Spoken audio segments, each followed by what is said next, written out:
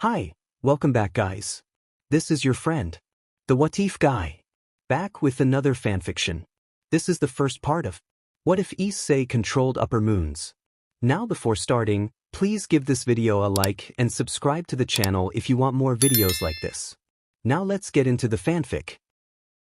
Issei possessed much of Muzan's attitude and abilities.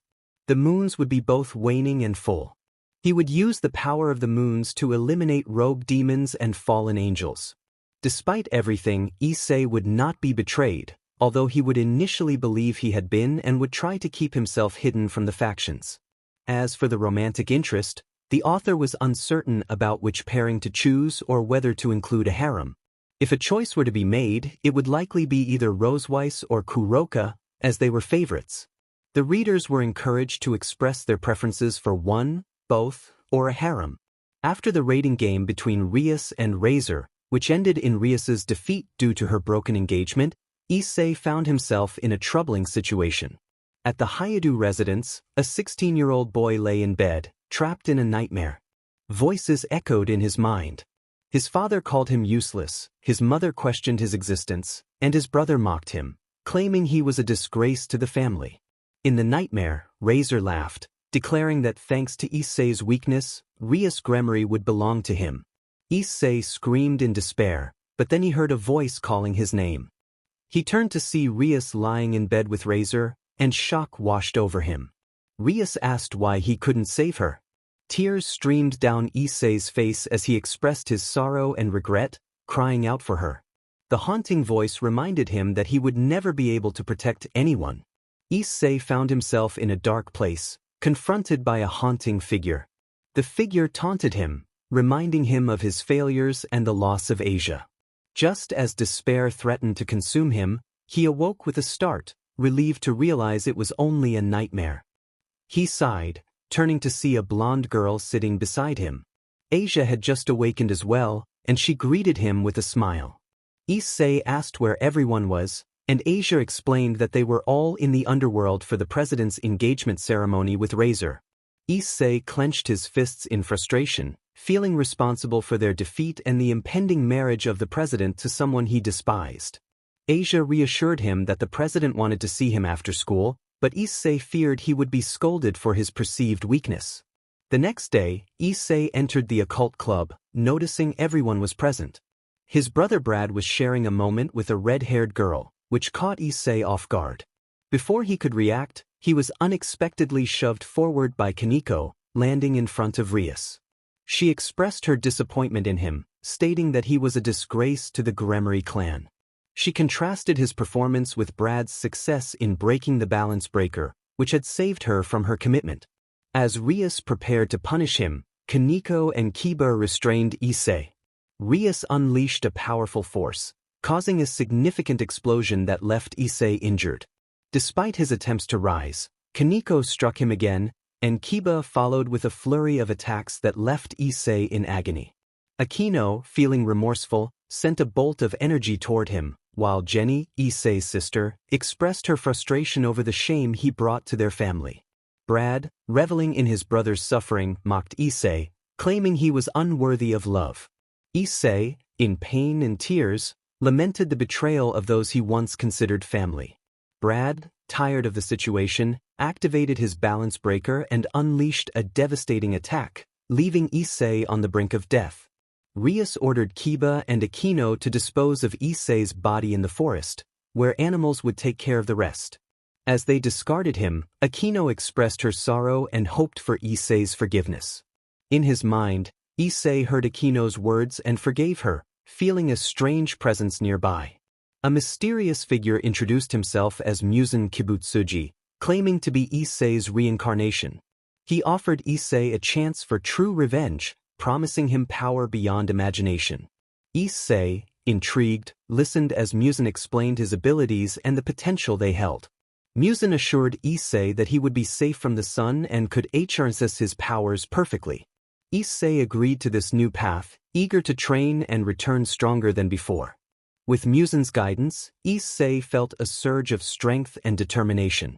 Months passed since the betrayal of the Gremory clan, and the truth about the Hayadu siblings began to surface. After defeating Loki, a faction meeting revealed Valerie Lucifer's involvement, which had been part of a plan to gather information on Issei's brothers. It became clear that they intended to use Rias to gain control over the underworld. In a flashback, Surzek inquired about Brad and Jenny, while Azazel remained calm despite the growing tensions. Valerie shared that the siblings were plotting against the factions, even aligning with Rizavim. Odin expressed concern for Surzek's sister, who had been deeply affected by the events. Surzek revealed that she and the other girls were struggling to cope with the betrayal, and Valerie noted that Kuroka was helping her sister heal. Determined to uncover more about the Hayudu siblings' plans, Surzek resolved to gather further information, knowing that the truth would ultimately lead to justice for Issei. Surzek concluded the meeting, allowing everyone to leave. As the flashback faded, the scene shifted to the present, where an 18-year-old young man with pale skin and striking red eyes returned to Kuoh after many months. Issei observed that not much had changed since his departure. Suddenly, he sensed numerous presences of fallen angels and renegade demons nearby. With a snap of his fingers, a small group of individuals appeared behind him, bowing respectfully. One of them inquired about his needs, and Issei, with a serious demeanor, instructed them to eliminate the nearby demons but to avoid harming any innocent bystanders or drawing attention. They acknowledged his orders and departed, leaving Issei alone. He contemplated that he did not wish to attack the factions just yet. He needed to gather more information about the events that transpired during his absence. He decided to remain hidden for the time being, glancing at a beautiful woman in her mid-20s accompanied by a 4-year-old girl. Issei smiled at them and cast a spell to keep them close, ensuring they would not attract attention, aware that his magic could still be sensed despite his efforts to conceal it. 2 weeks passed since Issei's arrival in Kuoh, and in the Occult Club, Rias and Grafia were discussing the unexpected visit from Surzek. Rias expressed confusion about the need for caution, as Surzek revealed that many renegade demons and fallen angels had been disappearing. Rias speculated that Sona and her group might be responsible for this, but Grafia clarified that Sona was also uncertain about the situation. Rias acknowledged the seriousness of the matter, and Surzek shifted the conversation to inquire about Rias and the other girls, who were still struggling to cope with Issei's absence. Rias admitted it was hard to believe Issei was gone and that they were responsible for it. Surzek reassured her that it was not their fault but rather the actions of Issei's brothers. Grafia mentioned that Aquino had reported that Issei still showed signs of life when his body was taken to the forest. This sparked a glimmer of hope in Rias, who resolved to find him and bring him back. Just then, Aquino and Asia entered, expressing their desire for Issei to return. Rias welcomed Zenobia, Irina, and Roswise, who had just arrived. They all shared their hopes of finding Issei, discussing how he was different from Brad and how kind he had been to everyone. Rias reminisced about Issei's more mischievous side, and Surzek noted how even those who did not know him were eager to meet him. After Surzek and Grafia departed for the underworld, Rias suggested they return to the mansion to devise a plan to locate Issei. Meanwhile, in the city center, Kaneko and Kuroka were strolling to take their minds off things. Kuroka suggested they rest in the park, but she noticed Kaneko's lack of expression and suspected she was thinking about the boy who had hurt her. Just then, Kaneko abruptly stood up, sniffing the air. Kuroka asked what was wrong, and Kaneko, with surprise on her face, realized she recognized a familiar scent. When Kuroka pressed her for details, Kaneko exclaimed that Issei was alive. Kuroka was taken aback, struggling to comprehend this revelation. Kaneko, filled with determination, took off running, and Kuroka chased after her, wondering how Issei could possibly be alive after everything that had happened. Following the scent that was supposedly Issei's, Kaneko noticed it emanating from a well-dressed man and didn't hesitate to approach him, causing him to turn around. Kaneko was taken aback when a little girl, around 5 years old, called the man Dad. She covered her mouth in disbelief. Issei reassured the girl, asking if she needed help, as she appeared a bit shaken. The girl replied that it was nothing, and Kaneko, puzzled, thought about how it was impossible for Issei to have a daughter after only 8 months of disappearance. Just then, Kuroka arrived and stood beside Kaneko, deducing that the man was indeed Issei, though he looked quite different from the photos she had seen. Despite this, she found him attractive and felt a slight blush creeping onto her cheeks. A woman then asked who the girls were. Issei, equally confused, admitted he had never seen them before. Suddenly, he formed his hand into a claw and scratched a man who was passing by with his partner, causing the man to stop and clutch his neck before bending down and attempting to attack his partner. Kuroka and Kaneko reacted quickly to help the girl, but then they saw Issei leaving with his family. Kaneko shouted for Issei, pleading for him to return and forgive them for everything. The woman with Issei questioned what the girl was saying, but Issei calmly told her to ignore it and keep walking. After Issei distanced himself from Kaneko and Kuroka, he used his telepathic powers to eliminate the man he had turned into a demon to avoid drawing attention from the Gremry clan. Issei then instructed his daughter to get into the car, explaining that he had a boring meeting to attend. His daughter asked if he wouldn't come along, to which he assured her he would be fine and that he was worried about what had just happened. She promised to behave while he smiled and told the driver to hurry home with them. Once Issei's family left, he walked a bit until he entered a dark alley. There, he stopped and snapped his fingers, summoning two demons, a man and a woman. He instructed them to bring him two girls, one with white hair aged 16 and another with black hair aged 18, emphasizing the seriousness of his command. The demons jumped onto the rooftops to carry out his orders. As Issei stood alone, memories of his betrayal flooded back. He muttered angrily about the girl who could sense his magical trail and recognize him, realizing it was due to the pawn piece he had never removed. He regretted not getting rid of it sooner, knowing he would have to hide more carefully now. Continuing his walk, Issei arrived at the park where he had once met his demise alongside his brothers. Suddenly, he heard a woman scream and sensed the presence of demons and a fallen angel. Approaching the commotion, he saw a girl fighting two rogue demons alongside a fallen angel. One of the demons noticed Issei and stepped in front of him, demanding to know what he was doing there. Issei, pressed for time, tried to walk past, but one of the demons grabbed him. The girl fighting insisted they leave Issei alone, claiming the fight was with her.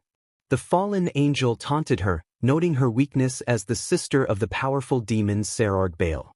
The first demon boasted about how they would kill the human, while the second demon mocked Issei's appearance, suggesting he looked dead already. Issei's anger began to rise at their taunts. He slowly raised his arm, forming a fist, and struck the demon in front of him, defeating him instantly. The remaining demon, furious, attempted to retaliate, but Issei simply kicked him upward, sending him flying and causing a spray of blood. Turning to the fallen angel, Issei questioned if she thought he would die soon, asserting that he was more alive than ever and completely perfect. The fallen angel was paralyzed with fear, staring into his blood-red eyes, while the other girl watched in shock. Issei noted the naivety of the fallen angel, declaring that he was alive and proud of it. He extended a finger, causing his nail to grow and take on a bluish-purple hue, and then pierced the fallen angel's head. He calmly explained that if he transmitted a large amount of his blood, her body would not withstand it, and she would turn to dust.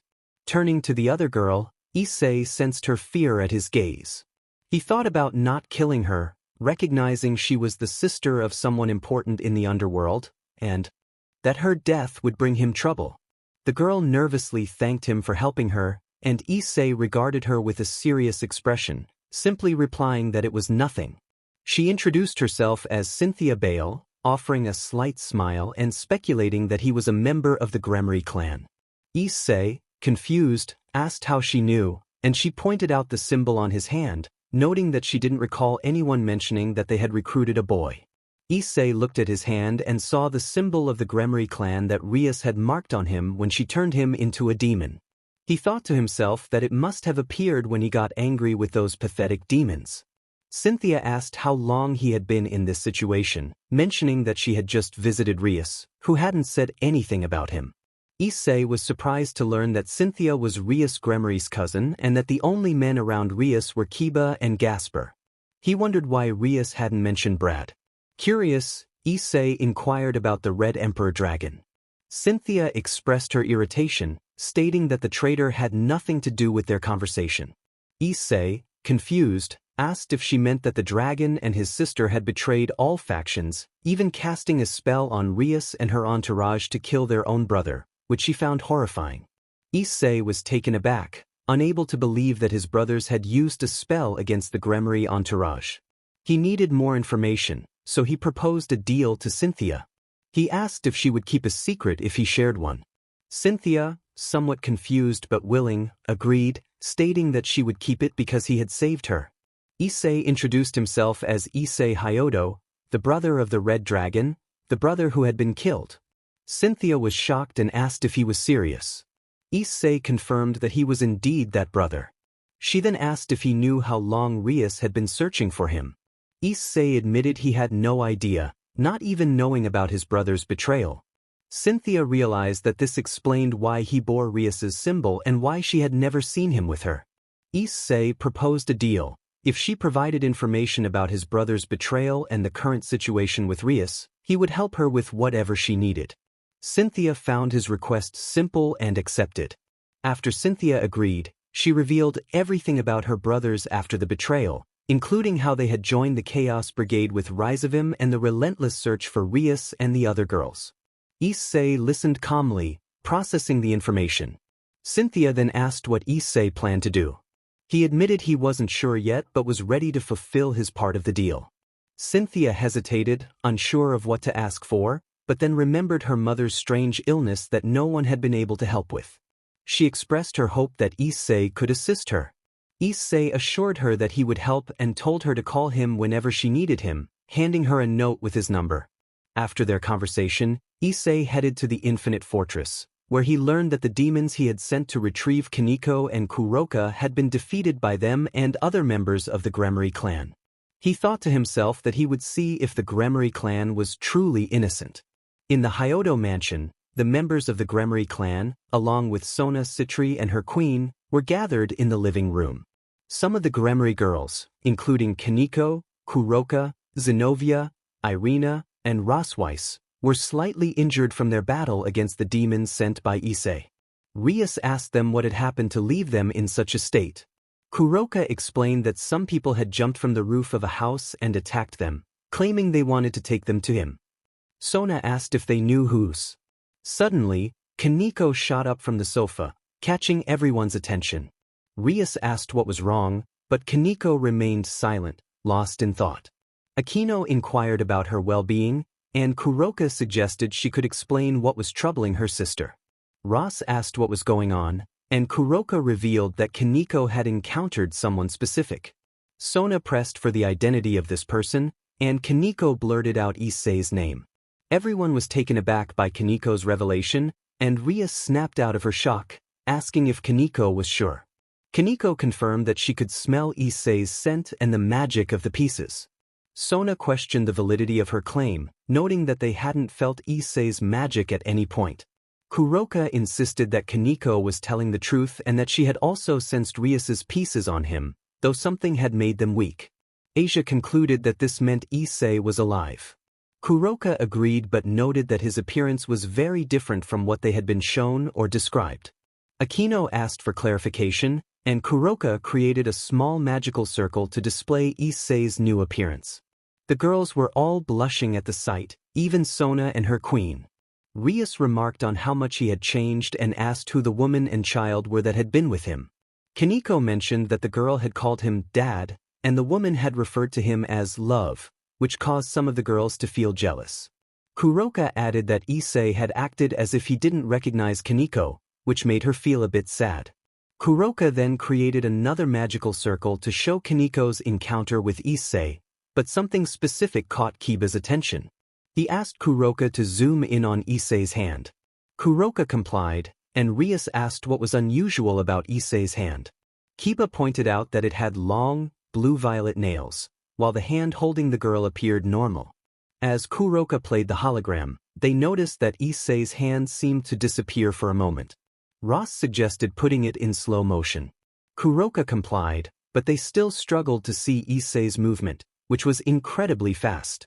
Zenobia remarked on how quick his movements were, while Irina agreed.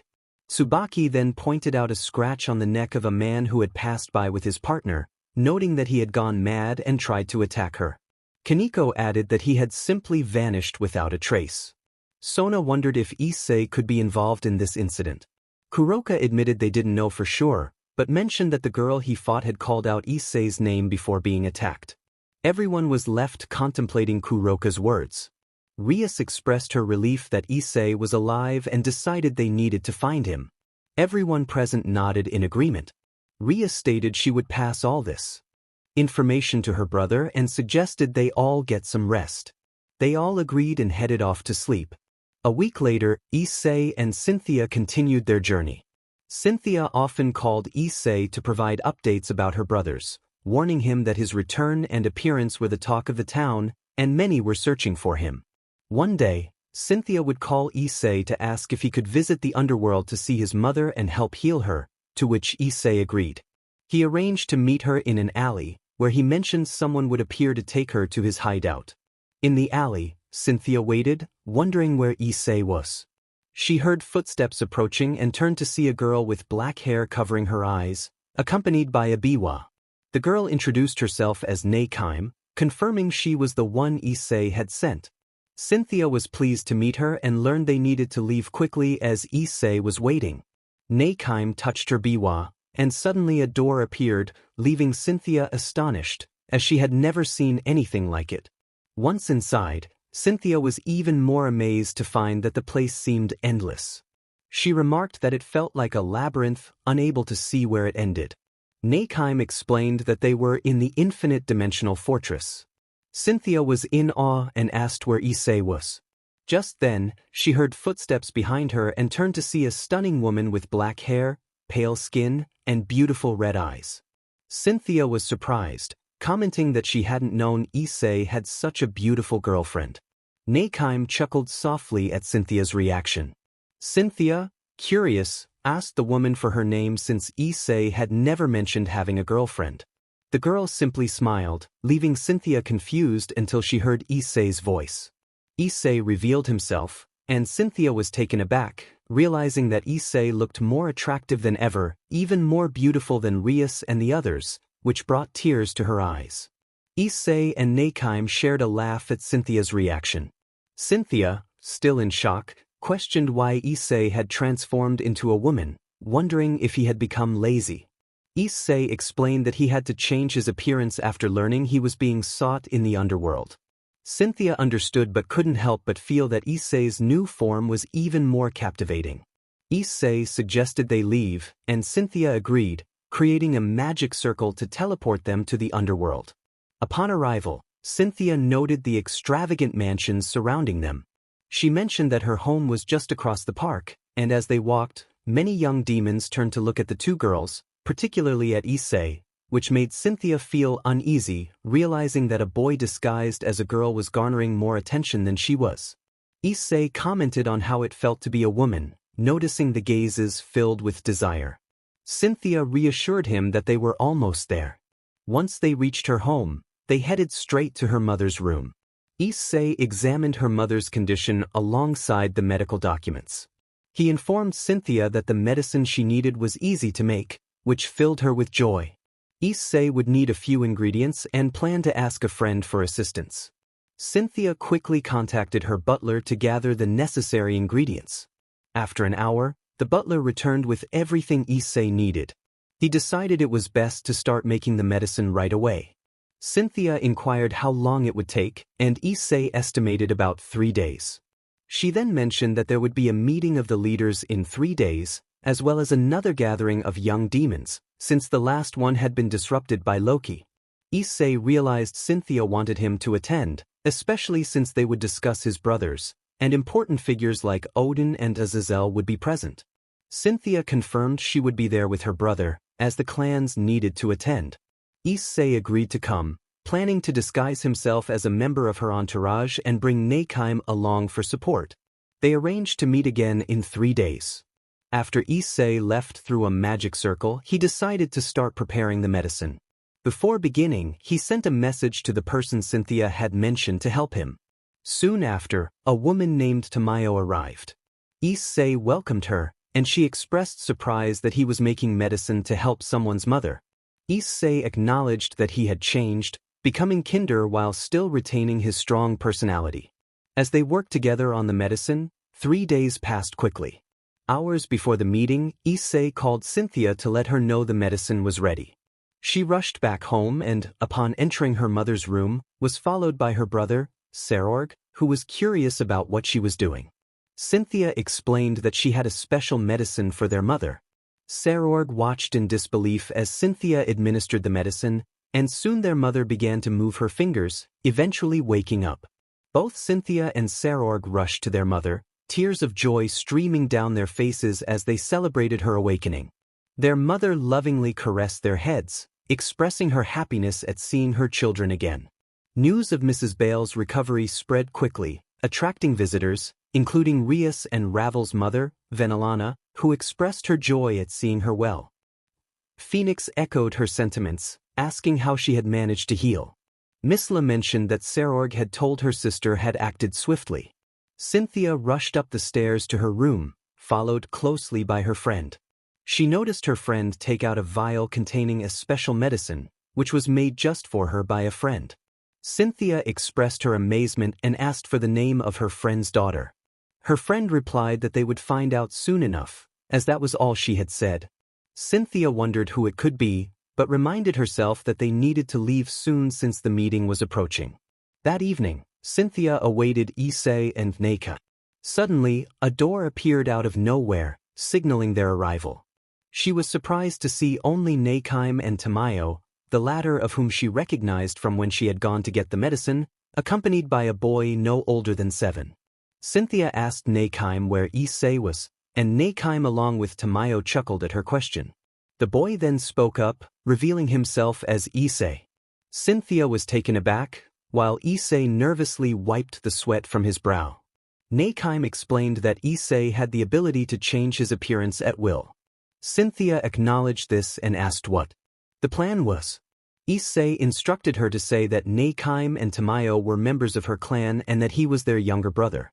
Cynthia agreed, thinking it was a good plan, and they set off to the gathering of young demons, eager for the leaders to convene and discuss Issei's brothers.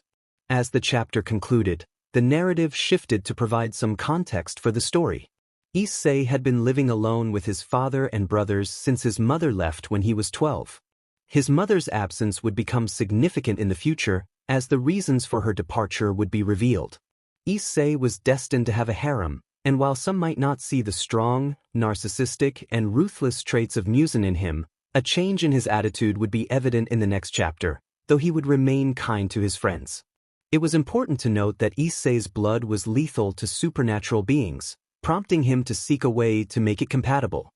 There were plans to introduce Yorichi, not as an enemy, but as a rival, similar to Goku and Vegeta. The harem would include characters from other anime, leaving the choice to the readers whether they preferred characters from other series or just from High School DxD. With that, the narrative wrapped up, promising that the next chapter would be posted soon, as the author was also working on another story titled Issei, the Reincarnation of Doma. In the underworld, a gathering of young demons was taking place. Issei, along with Cynthia, Neikime, and Tamayo, marveled at the extravagant mansions surrounding them. Tamayo remarked on the opulence, while Neikime agreed, saying it was quite excessive. Moments later, they arrived at a grand hall where Cynthia asked Issei and the girls to wait outside as she went to find Circe for a favor, which they agreed to. Inside, Cynthia spotted Circe speaking with Graphia and Azazel and quickly approached them. She greeted Circe, who welcomed her and inquired about her well-being. Cynthia expressed her gratitude and explained that she needed a favor. She mentioned that 2 of her allies were coming with their younger brother and requested that no one comment on or mock his skin tone. Circe found the request unusual but assured her he would take care of it. Cynthia thanked him profusely before rejoining Issei and the others to head to the event hall. As they entered, Neikime commented on the luxurious surroundings, and Tamayo agreed. Issei asked Cynthia when the leaders' meeting would begin, to which she replied it would be shortly after this gathering. The young demon meeting proceeded smoothly, with many attendees greeting Cynthia and asking about her companions, whom she introduced as allies. Suddenly, Sona and her entourage approached. She greeted Cynthia and inquired about her well-being. Cynthia responded positively and mentioned that her mother had finally awakened, thanks to a medicine created by a great friend, glancing at Issei and Tamayo with a smile. Sona noticed the 2 girls and a 7-year-old boy with them, asking Cynthia who they were.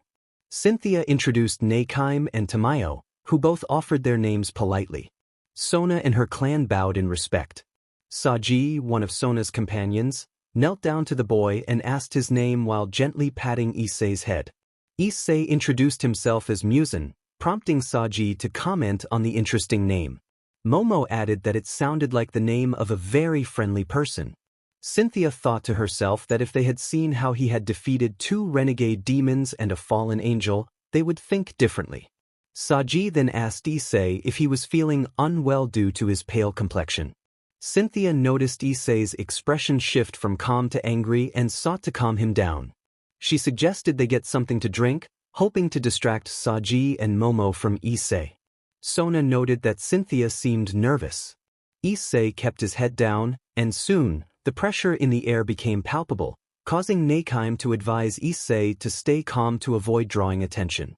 Tamayo suggested they step outside for some fresh air. Issei, closing his eyes, insisted he would go alone. As Issei stepped outside, the oppressive atmosphere lifted, but he was drawn to Azazel, who sensed something remarkable about the boy despite his innocent appearance. Moments later, the Demon Council arrived and began questioning each high-class demon about their goals. Cynthia expressed her desire to be like her brother Serorg and elevate the Bale clan, which made her mother smile proudly. When Rias Gremory was asked about her goal, she stated she wanted to find Issei Hyodo and bring him back with her. Neikaim and Tamayo overheard her declaration. Tamayo noted Rias's determination, while Neikaim mused that if Issei had heard her, he might consider talking to her. Some council members laughed at Rias, believing Issei was dead. After everyone shared their goals, the young demon meeting concluded, and the leaders' meeting began. In the conference room, representatives from the Gremory, Citri, and Phoenix clans, along with Rias's parents, Sona, Ravel, Cynthia, and Serorg, gathered. Michael, Irina, Gabriel, Azazel, Penemu, Serche, Graphia, and Milikas were also present. Serche inquired about Valerie and Ophis, learning they were arriving with Odin, Yasaka, and their daughter. Just then, a magical circle appeared, bringing Valerie, Ophis, Odin, Yasaka, and their daughter into the room. Neikaim and Tamayo entered shortly after, drawing curious glances from the Gremory and Phoenix clans, who had not seen them before. Rias interrupted, stating it was a leaders' meeting and they could not be present. Serorg defended them, explaining they were allies of his sister. Serche then asked about the brother Cynthia had mentioned, to which Cynthia replied he was likely in the restroom. Serche acknowledged this and welcomed Neikaim and Tamayo to stand beside Cynthia and Serorg. Rias wondered why Cynthia had chosen them as allies, sensing no magic from them and doubting their combat abilities. Serche then recalled the favor Cynthia had requested, prompting everyone to inquire about it. Serche explained that Cynthia had asked him to ensure no one commented on her ally's brother's skin tone. Penemu questioned if he had an illness, while Gabriel expressed sympathy for the boy. Neikaim clarified that their brother had a strong temperament regarding comments about his appearance, which sent chills down Saji and Momo's spines, as they recalled past remarks about their own skin. Serche suggested they move on to the meeting's agenda, and everyone agreed. He asked for information regarding the Hyodo brothers. Odin reported that they were moving alongside Ryzavin, while Valerie added that a group led by Cao Cao had attempted to kidnap Yasaka, but they had managed to thwart the attempt and captured 3 of them. Ophis summoned a magical circle, revealing 3 individuals, 2 men and a woman. She introduced them as Siegfried, George, and Wana, all members of the Chaos Brigade, like the Hyodo brothers and Ryzavin. Serche pressed for the whereabouts of the Hyodo brothers and Ryzavin, but Siegfried and George refused to divulge any information, with Wana defiantly spitting on the ground. Azazel remarked that they would reveal what they knew in due time. After several minutes of minimal information from Cao Cao's team, The meeting was nearing its end when the door opened, drawing everyone's attention to the 7-year-old boy again. Rias thought to herself that he seemed harmless, while Razor found it pathetic that Issei had made such a fuss over him. Venelana and Misla looked at him with affection, while the others continued their discussions. Before concluding the meeting, Issei announced that the Demon Council had informed him that Rias Gremory would be re-engaged, surprising everyone present. In the meeting room, Rias exclaimed in surprise. Issei explained that they had to follow the council's orders. Venelana inquired about who the arrangement would be with this time. Grafia informed them that it would be with a young high-class demon, though the specific identity was still unknown. Rias firmly stated that she would not marry anyone other than Issei, which caught Issei off guard. Razor supported Rias, affirming her right to choose Issei as her partner. Issei was taken aback by Razor's unexpected support. Issei acknowledged Razor's point but emphasized that they needed to find Issei first. A silence fell over the room as Issei noticed a girl of similar height to him, with black hair and an expressionless face, accompanied by 2 men and a woman who were bound together. He approached Penemu and tugged at her skirt to get her attention. Penemu asked what he needed, and Issei pointed to Ophis, asking who she was. Penemu explained that Ophis was the former leader of the Chaos Brigade. At that moment, Gabriel joined Issei and Penemu, asking if something was wrong. Penemu teased that Issei might have fallen for the dragon goddess. Issei remained silent but then approached Grafia, tugging at her skirt as well. She bent down to his level and asked if he needed something. Issei inquired about the bound individuals, and Grafia informed him that they were members of the Chaos Brigade, a dangerous criminal group about which they had little information. Issei stared at the captives, then approached Azazel and tugged on his shirt. Azazel asked what he needed, and Issei questioned whether they had mentioned anything about the Hyodo siblings. Azazel replied that they hadn't said anything and wondered what it had to do with Issei. Issei didn't respond and walked away, leaving Azazel puzzled. Issei began discussing plans to gather information about the Hyodo siblings and Rizavim, but everyone noticed Issei moving closer to Ophis and the members of the Chaos Brigade. Ophis warned him not to get too close, as they didn't know what the captives might do. Ignoring her warning, Issei approached even more. Nakeheim remarked that Issei seemed ready to rebel, and Cynthia noted that the moment had arrived. Nakeheim nodded in agreement, and everyone watched Issei with concern, fearing for his safety. Suddenly, Issei's expression changed dramatically, especially his eyes. He demanded to know where the Hyodo siblings were, his voice carrying an intensity that surprised all the leaders and clans present. Wana defiantly refused to tell him anything, while George mocked him, believing that his change in demeanor wouldn't intimidate anyone. Siegfried scoffed, thinking Issei's transformation was meaningless. Issei pointed a finger at Siegfried, asserting that he was mistaken. He unleashed a wave of wind toward Siegfried, who ducked and writhed in pain. Rias wondered what Issei had done, while Sona sensed a high level of pressure in the room. Azazel recognized the same pressure they had felt earlier. Grafia alerted Issei to the overwhelming force, which he noted was present without any magical essence. Siegfried, in shock, asked what Issei had done to him. Issei replied that this was just the beginning and demanded that Siegfried speak. When Siegfried refused, Issei declared that he would escalate the situation further. Siegfried felt a familiar presence calling out to him, echoing through the depths of his mind. It was a voice he recognized, one that stirred memories and emotions within him. As he stood in the dim light, he could sense the weight of the world pressing down on his shoulders, the burden of his past and the uncertainty of his future intertwining. He took a deep breath, steadying himself as he prepared to face whatever lay ahead. The journey he had embarked on was fraught with challenges, each step leading him closer to the truth he sought. With determination in his heart, he moved forward, ready to confront the shadows that lingered in his path. As he ventured deeper into the unknown, the air around him crackled with tension. He could feel the presence of adversaries lurking just beyond his sight, their intentions unclear but their hostility palpable. Siegfried tightened his grip on his weapon, the familiar weight reassuring him of his purpose. In the distance, he could see the flicker of movement, figures darting between the trees. He steeled himself, knowing that he would need to rely on his skills and instincts to navigate this perilous situation. The thrill of the impending confrontation surged through him, igniting a fire within that pushed him onward. With each step, he could hear the whispers of the past, memories of battles fought and lost, of allies gained and friendships forged. They fueled his resolve, reminding him of the stakes at hand. He was not just fighting for himself, he was fighting for those who could not. As the tension reached its peak, Siegfried prepared to face his foes, ready to unleash the strength that lay dormant within him.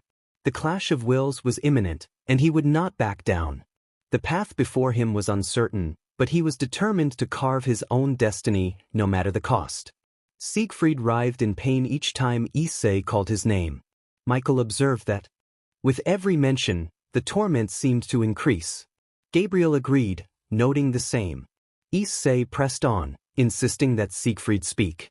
After a moment, Siegfried relented, revealing that the Hyodo brothers were searching for their father, believing he was hiding something that could aid them in the future. Issei inquired about the nature of this secret, but Siegfried admitted he didn't know, only that the brothers and Risavim planned to use Trihexa, the dragon of the apocalypse, to seize control. Circe expressed concern about the implications, while Azazel pointed out that none of them were strong enough to defeat Risavim or the Hyodo brothers if they fought together, let alone Trihexa. Issei demanded to know the whereabouts of Brad and Jenny, but Siegfried had no answers. Issei then turned to Wana, applying the same pressure until she agreed to talk. Wana revealed that Jenny had mentioned they planned to arrive in Kuoh in a few weeks, seeking the body of their brother for some purpose. Rias, angered, questioned why they wanted Issei's body. Wana explained that the Hyodo genes were special, and they aimed to combine them to become stronger, which was why they were searching for their parents. Issei's mind raced with thoughts of his mother and why they would want her. Wana, under pressure, finally revealed that their mother had another daughter when she abandoned them, and she was special, which was why they were after her. The room fell silent, everyone taken aback by this revelation. Issei contemplated that if he could turn his younger sister into a demon using her special ability, she could potentially give birth to demons as powerful beings of this world. He realized that not only could he achieve this, but he could also find a way to create demons from any being. Suddenly, a sphere of blood enveloped Issei, surprising everyone except Cynthia, Nakaim, and Tamayo, who already understood what was happening. In that moment, Issei transformed from a child into a young man, appearing to be between 18 and 20 years old. Rias was taken aback by the mention of a younger sister, while Aquino and Kaneko processed the implications of this revelation. As Issei's thoughts shifted to the fifth waning moon being defeated by a group from the Chaos Brigade, he turned to Nakaim, expressing the urgency to return immediately. Nakaim complied, and Cynthia asked if he was leaving. Issei confirmed he had something important to do. Rias attempted to speak with him, but he promised to talk later. Issei invited Tamayo to join them, but she decided to stay a bit longer. Nakaim requested Cynthia to hand over her baiwa, which she did, creating a small magical circle to retrieve it. As Issei surveyed the room, he noticed the curious gazes directed at him, especially from the girls who were blushing. He then recognized a familiar woman, Misla, and expressed his satisfaction that the medicine he created for her had worked perfectly. Misla was surprised to learn he was the one who healed her, and Issei humbly credited it to a promise made to her daughter. Misla expressed her deep gratitude, and Issei reassured her not to worry, addressing the Gremry and Citri clans, promising to resolve their doubts soon. With Nakaim ready, Issei prepared to leave.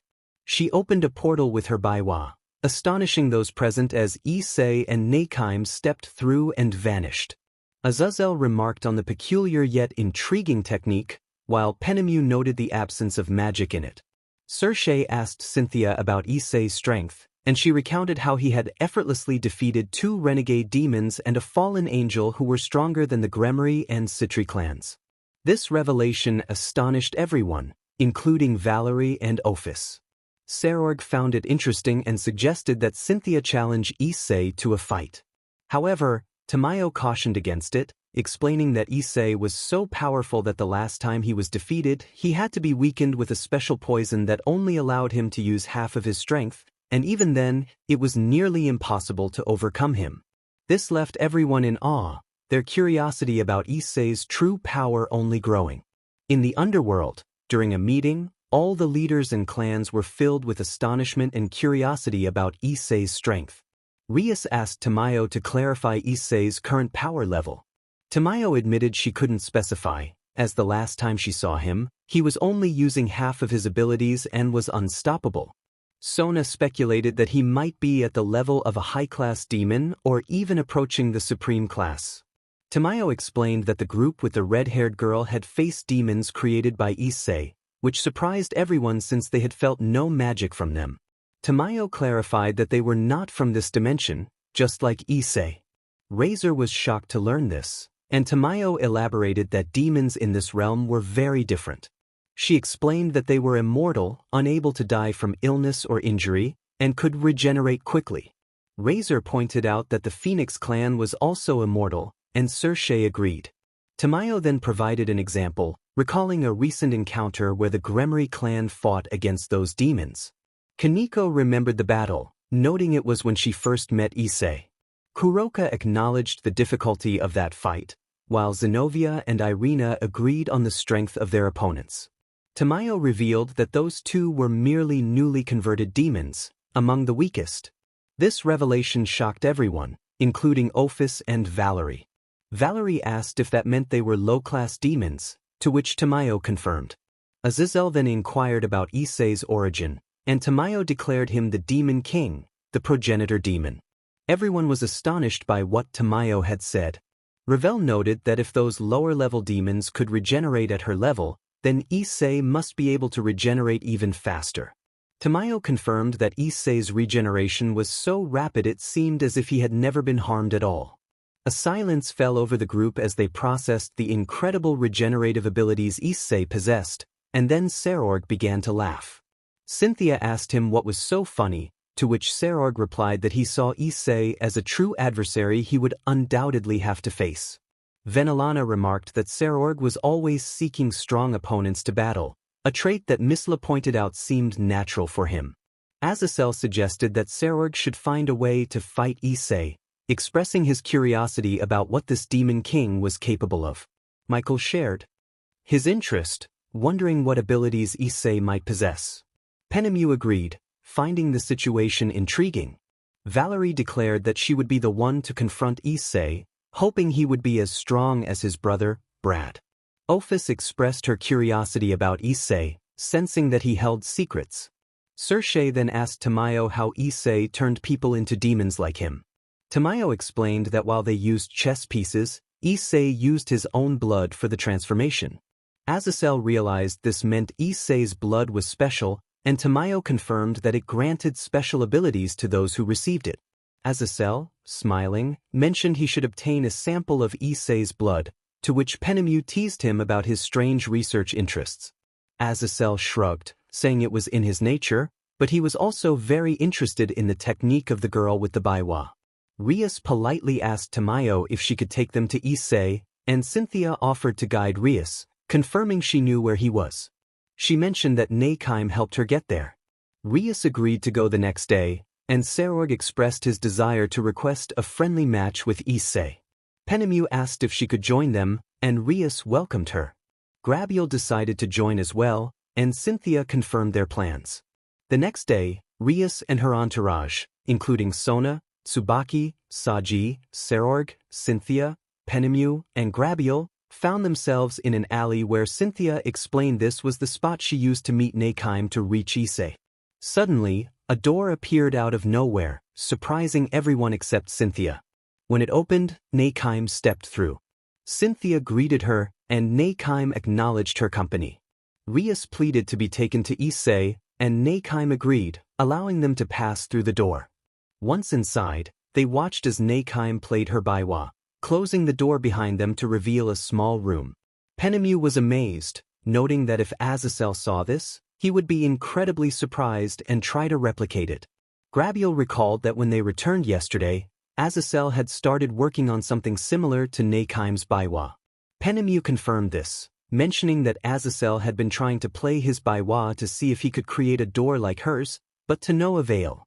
Neikime, laughing, explained that it was her blood ability, thanks to Issei. Rias was intrigued by this blood ability, and Aquino remembered that Tamayo had mentioned Issei granted special abilities to those who received his blood. Neikime invited them to follow her, playing her baiwa once more. Everyone was astonished by the place they entered. Sarorg marveled at the seemingly endless expanse, while Penemu remarked that if Azazel was surprised before, this would surely blow his mind. Rias found the place extremely strange, and Kiba agreed with the president's assessment. Zenobia commented that it felt like an endless maze. Cynthia explained that they were in the infinite dimensional fortress. Ross asked if Cynthia had been there before, and she confirmed that without Neikime's help, she would have gotten lost on her first visit. As they continued to marvel at their surroundings, a familiar voice broke through their astonishment, suggesting that while it seemed easy, it was anything but. "Tell us," someone said. Rias recognized Issei and then heard another voice filled with fear and desperation. The voice pleaded for forgiveness, asking for compassion. Everyone felt a wave of anxiety wash over them as they listened. In the distance, Issei appeared in his female form, standing before the waning moons.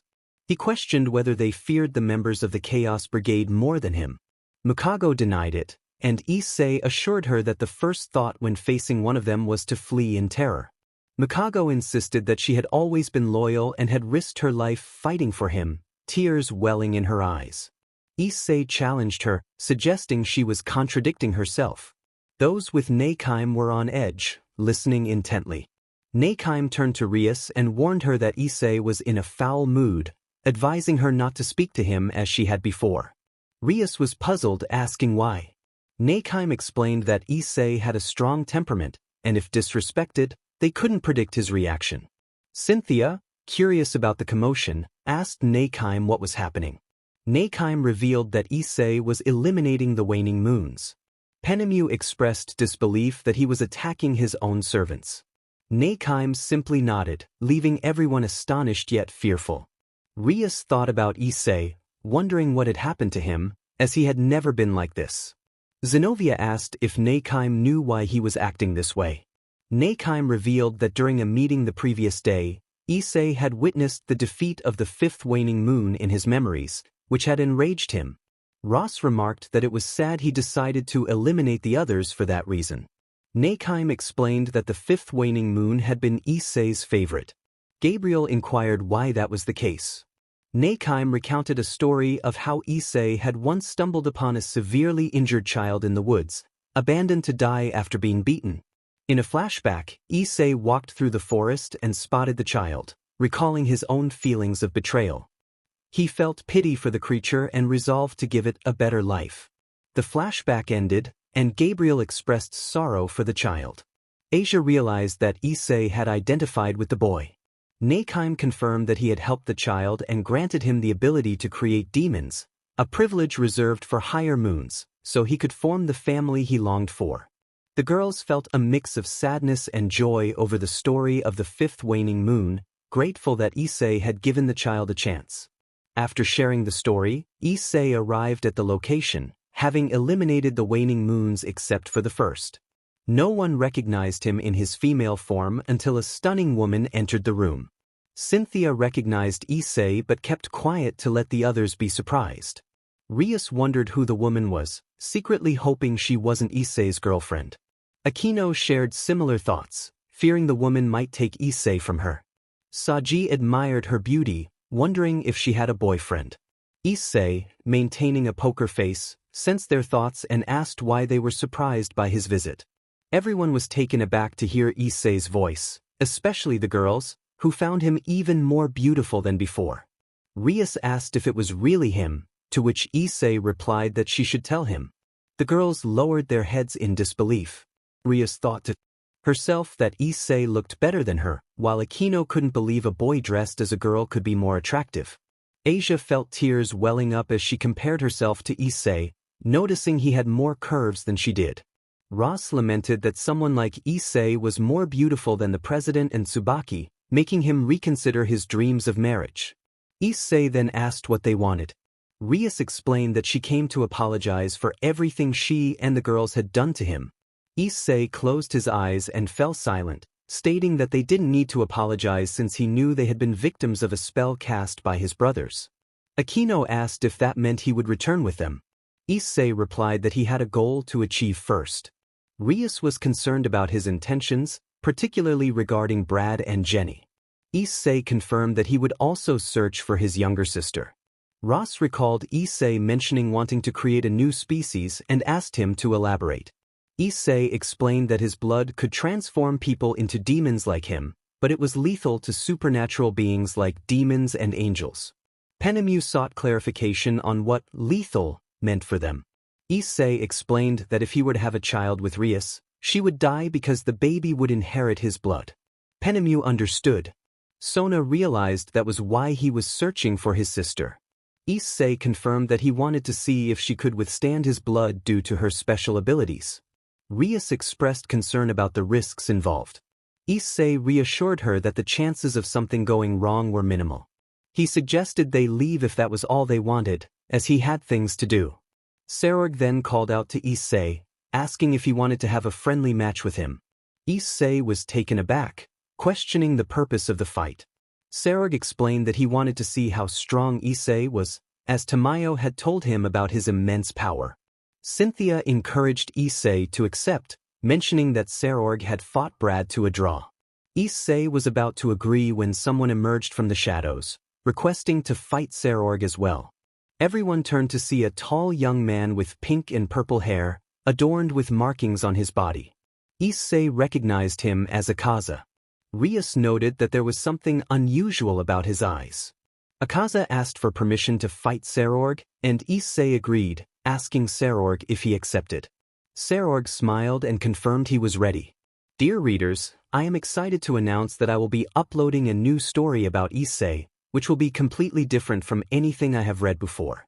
It is titled Issei, the Ruined King. In this story, Issei does not meet Rias or the Gremmery and Citri factions until later, as the loss of his love will mark him forever. In the underworld, we find ourselves in a small combat arena where Serorg, the #1 young demon, faces Akaza, the 3rd upper moon. Circe expressed surprise at the matchup, thinking it would be against Issei. Azazel was eager to see Issei's techniques, believing he might not be very strong. Michael pointed out that for Serorg to want to fight him, he must be strong. Graphia noted that Rias mentioned this boy appeared suddenly and wanted to challenge Serorg. As the match was about to begin, the arena was filled with spectators cheering for Serorg, many believing he would win. In the arena, Serorg stood ready while Akaza prepared to attack. Graphia signaled the start of the match. Akaza shot forward at incredible speed, catching Serorg off guard and landing a blow to his stomach. Serorg attempted to retaliate, but Akaza blocked the strike, his arm absorbing the impact. Akaza quickly leaped back, regenerating his arm almost instantly.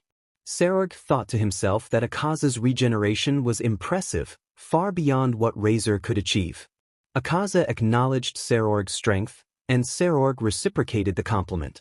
Circe commented on Akaza's speed, while Michael noted that Serorg seemed affected by the blow.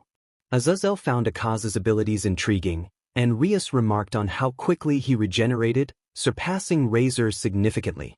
In the arena, Serorg, still recovering from the hit, faced Akaza. Akaza asked if Serorg would like to become a demon like them. Serorg found the offer tempting but insisted he had not yet been defeated. Akaza unleashed a powerful attack, sending Serorg crashing into a wall. Circe marveled at Akaza's speed, while Azazel noted how fast these demons could be. Michael felt outmatched by their supremacy. Back in the arena, Serorg stood up, determined to fight back with all his strength. Akaza complimented Serorg's talent and suggested that if he became a demon, he could achieve even greater heights. Serorg reiterated that he had not been defeated yet. They exchanged blows, with Serorg landing a hit to Akaza's abdomen, but Akaza responded with a powerful strike to Serorg's face, causing him to stagger back. Akaza encouraged Serorg not to give up, but Serorg acknowledged the difficulty of the fight. Akaza pointed out that while Serorg's injuries were severe, his own wounds were healing rapidly. Serorg, despite his pain, vowed not to surrender, summoning a phoenix tear for strength. Akaza remarked that while the tear was effective, it could not compare to their regeneration. Serorg called upon the great golden lion, Regulus, for assistance. Issei noted that Serorg was about to use the Nemean lion. In the arena, Serorg activated his balance breaker, donning a magnificent golden armor with a lion emblem on his chest. Akaza was impressed by Serorg's battle spirit and urged him to become a demon. Serorg declared he would show the power of the great Serorg. Akaza prepared his own attack, and both charged at each other, shouting their names. When their attacks collided, a massive explosion erupted, creating a cloud of dust. As the dust settled, Akaza appeared unscathed, while Serorg stood, head bowed. Cynthia asked who had won, and Rias was uncertain. Suddenly, Serorg coughed up blood, and his armor shattered. Issei observed that it seemed to be over, and Neikime agreed. Serorg was on the verge of collapsing. Serorg was on the ground but was held by Akaza. Akaza acknowledged Serorg's performance, expressing that he hadn't had this much fun in a long time. Serorg smiled as everyone around them applauded. Misla praised Serorg, calling him her son. Akaza then led Serorg to where the Gremari and Citri clans were gathered, along with Issei. Ineka. Cynthia approached Serorg, concerned for his well-being, and he reassured her that he was fine. Rias asked Asia if she could heal him, to which Asia agreed. After Asia healed Serorg, he stood up and thanked her, and she responded kindly. At that moment, Akaza approached Serorg again, asking him a question. When Serorg turned to face him, Akaza informed him that he would become a demon like them. Serorg responded confidently, stating that once Issei achieved his new form, he would also become a demon and seek revenge. Akaza assured him that this would happen, and they shook hands.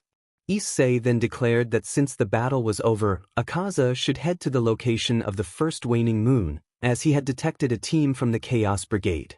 Akaza acknowledged the order and prepared to leave. Issei asked Neikime to accompany him, and she agreed, using her biwa to transport Akaza to Enmu's location. As they were about to depart, the leaders arrived.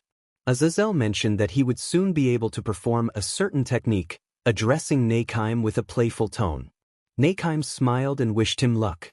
Penemu countered Azazel's confidence, suggesting he would never master the technique. Azazel questioned her reasoning, but Penemu insisted that if he had seen what they had seen, he would understand. Issei then turned to Issei, confirming that the boy was indeed only the third strongest demon among his subordinates. Issei confirmed this, explaining that Serorg was the third superior moon, with more powerful moons above him. Rias expressed interest in having one of Issei's moons join her faction, but Issei clarified that he remained an ally of Rias and was still considered a member of her clan, showing the symbol on his hand that Rias had given him when he became her pawn. As Issei prepared to leave, Zenobia called out to him, wanting to speak. He apologized, stating he was in a hurry but invited her to meet him the next day in the alley where he had taken Cynthia. Zenobia agreed. Issei then reminded Serorg that when he learned to convert supernatural beings into demons like them, he would let him know, adding that he shouldn't underestimate Akaza, who had only been playing around. This revelation astonished everyone present. The next day, as planned, Zenobia and Kuroka, who had discussed their shared thoughts and intentions regarding Issei the night before, went to see him. Upon arriving at the alley, a door appeared, which they recognized as Neikime's. They entered and found Issei in a floating laboratory. Issei greeted them, curious about what brought two girls like them to him. Zenobia explained that she wanted to ask him for a favor, or rather, a wish. Issei inquired about the nature of her wish. Issei and Neikime felt a bead of sweat trickle down as Issei wore a poker face typical of anime characters. Neikime was nervous, curious about how Issei would react to Zenovia's request. Zenobia expressed her desire for a strong child, noting Issei's potential and his newfound power. Issei, still surprised by Zenovia's request, acknowledged that Kuroka likely felt the same way. Kuroka confirmed her interest, causing Issei to sweat again. He reminded them that as supernatural beings, they could face dire consequences. Zenobia suggested that once he mastered his abilities, he could fulfill her wish. Issei reluctantly agreed, stating that he would include both Zenobia and Kuroka in his promise. The two girls jumped for joy, while Issei pondered the implications of their conversation, and Neikime watched quietly, internally amused. After fulfilling their purpose, Zenobia and Kuroka left, leaving Issei bewildered by his acceptance. Suddenly, images flooded Issei's mind, memories that stirred deep emotions. He recalled a moment of anguish, a voice crying out for a brother, and feelings of envy towards others. He remembered a sister who faced struggles despite her limitations and the determination to confront those who had wronged them. The scene shifted to a fierce battle, where chaos reigned in a once vibrant red district, now reduced to rubble after a brutal confrontation between the Chaos Brigade and Issei's Sixth Moon, along with a powerful pillar. From the debris emerged Hercules, one of Cao Cao's warriors, expressing frustration at the overwhelming strength of their opponents. Jean, another warrior, lamented her defeat, and their conversation was interrupted by Jotaro, the Sixth Moon, who taunted them about the fall of their comrades. The two survivors felt powerless against the looming threat, especially as Jotaro's poison slowly took its toll on Hercules. Daki urged Jotaro to finish them off, and the tension in the air was palpable as the two warriors trembled in fear. Elsewhere, a tall, muscular man had just defeated a member of Hercules' army. He was drawn to the sounds of distress and soon found the two Sixth Moons standing over the fallen warriors. Jotaro recognized him, recalling their past encounter, while Yuzui clarified that he had come not to fight but to discuss the new objectives of his group. Daki questioned how he knew their master's name, and Yuzui explained that he had been informed and wanted to convey a message to his master through a crow. Meanwhile, Issei sensed the return of the Hunters Guild and wondered what they wanted.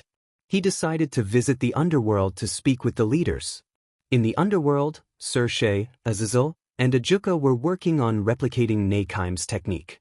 As they discussed their plans, Rias entered with Graphia and Milikas. Milikas excitedly mentioned a concert he wanted to attend, showing a photo of his favorite singer, Michael Jackson. Sershei recognized the name and agreed to take him when the time came. Rias then brought up the arranged marriage the Demon Council was planning for her, expressing her desire for Issei. Azazel pointed out that Issei had become more powerful and serious, while Sershei noted that they still didn't know which young man would be suitable for her. Rias insisted that Issei would always be her choice, and just then Issei appeared, charming and confident. He greeted everyone and inquired about their plans. Sershei explained that nothing special was happening, and Issei revealed his intention to hold a meeting with his moons, inviting them to attend for important information regarding the Chaos Brigade.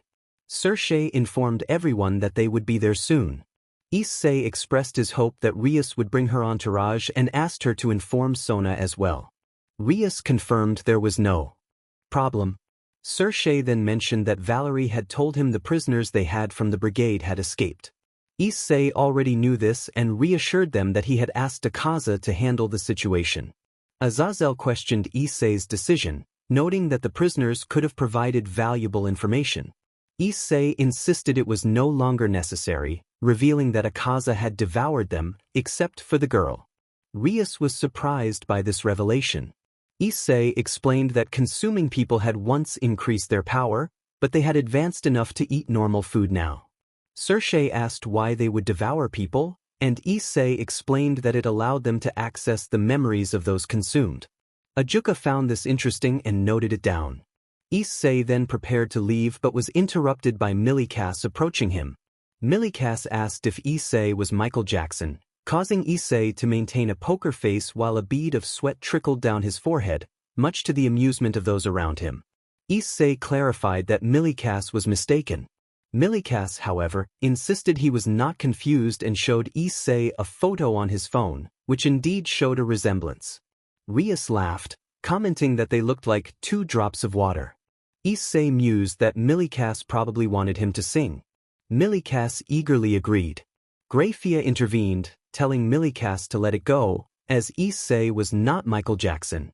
Milikas accepted this but playfully remarked that Issei would soon be his uncle, leaving Issei confused and Rias blushing. Rias suggested Milikas go to his grandmother, who was waiting to play with him. Milikas bid farewell, calling Issei Uncle Michael, which left Issei still wearing his poker face. Issei apologized for the situation, to which Issei responded that it was fine and acknowledged the resemblance to the singer before taking his leave. In an unknown location, a scene unfolded in a castle where 3 individuals, 2 men and a woman, were gathered. They were the Hyodo brothers and Cao Cao. Cao Cao reported that Heracles was dead, along with most of his team. Brad expressed concern about the complications arising from their search for their mother and younger sister. Jenny noted that the seal of the Trihexa would soon break, and they needed their sister to utilize it. Cao Cao inquired about the sister's abilities, and Jenny explained that she could absorb any type of energy or magic and even control others. Cao Cao acknowledged that it was a valuable skill. Brad dismissed the memory of their brother Issei, whom he considered useless. Jenny reminded him that they were only 3 special siblings out of 4. Cao Cao then revealed that one of his infiltrated soldiers had reported the emergence of a new group of demons, unlike any they had encountered before. Brad asked for details, and Cao Cao explained that these demons could regenerate from any injury and were immortal. Jenny compared them to a phoenix, but Cao Cao noted they were even faster. He recounted a recent battle involving Serorg Bale, who had lost easily to one of these new demons. This revelation surprised and worried the Hyodo siblings. Cao Cao warned that the subject displayed incredible strength and speed, leaving Serorg severely injured while remaining unscathed. Brad speculated that these demons might be their enemies, and Jenny agreed. Cao Cao added that their leader was known as the Demon King, named Issei, which shocked both Brad and Jenny. Meanwhile, Issei was calm in his floating laboratory when he sensed someone approaching from behind. He asked if they had discovered anything, and the figure confirmed they were very close.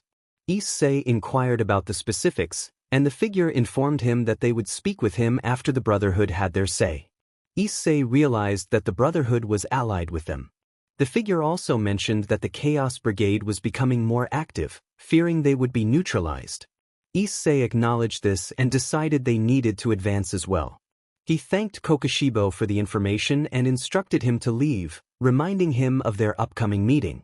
In another location, Yuzui confirmed he had delivered a message as instructed.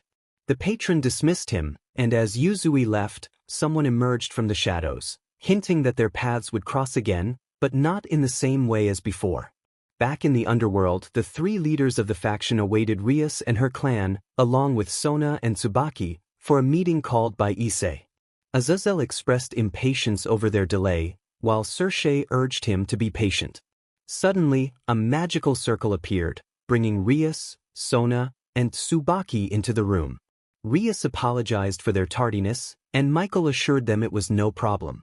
Issei suggested they should leave, but before he could finish, a commotion outside caught their attention. They found a group of soldiers knocked out, with 3 dead, and in the midst stood Akaza. Azazel confronted Akaza, questioning his actions. Akaza explained that the soldiers were infiltrators from the Chaos Brigade, and he had eliminated them on Issei's orders, having devoured them to gain their memories. Rias recalled Issei mentioning this. Akaza reminded them that a meeting was imminent, prompting everyone to prepare to leave. One of the men approached Murayama and tore part of her skirt, exposing her clothing underneath. Another boy, Matsuda, who had come with the girls, tried to get up to help his companion, but it was in vain as he received a kick to the stomach. A different man roughly embraced Kate and tore her blouse, revealing her bra, while another man had Aika on the ground, leaving her vulnerable. Just as the man was about to make a move, a voice interrupted. A mysterious voice remarked on the scene, pointing out the would-be attackers about to harm an innocent girl. One of the men dismissed the voice, telling it to leave, while another insisted that the speaker had seen too much and needed to be dealt with. The mysterious figure responded with confidence, suggesting that the threat was laughable. Aika pleaded for help, and the figure reassured her that it would soon be over. In a flash, the mysterious figure moved swiftly, incapacitating the men before they could react, leaving them only able to scream in surprise. The figure declared that they should be more careful about where they tread. Kate expressed her gratitude, while the figure noted that they should check on their friends. Murayama asked for the figure's name, to which he introduced himself as Doma. He mentioned that he was the second upper moon and noted that they appeared to be supernatural demons. Kates inquired how he knew this, and Doma explained that he could sense magic in them. Aika admitted their weakness, explaining how easily they had been overpowered by mere men. Murayama worried about how they could assist President Cynthia. Doma encouraged them not to worry and assured them that with effort, they could achieve great things. He continued walking, waving goodbye without looking back, mentioning how unexpected it was to meet servants of Issei's friend. In a nearby alley, the leaders of the factions gathered with the Gremri clan, Sona, and Tsubaki, facing Akaza. Sershe asked how they would reach Issei, and Akaza informed them that Neikime would open a door to the Infinite Fortress. Before anyone could respond, a door appeared, and seeing Akaza enter, they followed him inside. The leaders were astonished by the new surroundings. Azazel remarked on Neikime's abilities, while Sershe found the place astonishingly otherworldly. Suddenly, they found themselves in front of Neikime. Akaza instructed everyone to approach her. As she began to play her biwa, the attendees looked around until they heard a voice calling out to Akaza, who recognized Gyako. Gyako inquired if Issei had arrived yet, but Akaza was unsure. Rias asked who Gyako was, and Neikime introduced him as the fifth upper moon. Sershe confirmed his status, and just then, a nervous voice announced that Issei would be arriving shortly. Akaza recognized Hantengu, who appeared from the stairs, looking somewhat small and devilish. Akino questioned his identity, and Neikime explained that he was Hantengu, the fourth upper moon. Azazel acknowledged Hantengu's rank, while Kiba noted that he didn't seem very strong at first glance. Akaza mentioned that Neikime had not yet summoned the first upper moon. Suddenly, a tall man with pale skin, long hair, and 6 eyes approached, embracing Akaza. Zenobia observed that Akaza didn't seem pleased with the newcomer. Sona asked Neikime to clarify who he was, and she introduced him as Doma, the second upper moon. Sershe noted Doma's rank, and Michael remarked on his superiority over Akaza. In a surprising turn, Akaza struck Doma, causing a noticeable impact. Akino questioned the action, and Neikime explained that Akaza had a strong dislike for Doma. Doma acknowledged the hit, noting Akaza's increased strength since their last encounter. As Doma turned to the leaders, he vanished in an instant, prompting Azazel to wonder where he had gone. Ajuka noted Doma's speed. Doma reappeared, greeting Azazel and Ajuka, as well as Akaza, expressing excitement at meeting the leaders. Just then, a voice called for Doma, announcing that Issei had arrived. Everyone turned to see Issei upside down in a floating laboratory. He confirmed that everyone was present and explained that the Chaos Brigade was advancing quickly, fearing their neutralization. Sershe asked for suggestions, and Issei admitted he was uncertain, mentioning that Jutaro and Daki had recently defeated the last members of Cao Cao's team. Azazel pointed out that this left them without strong fighters, and Issei agreed but cautioned against overconfidence.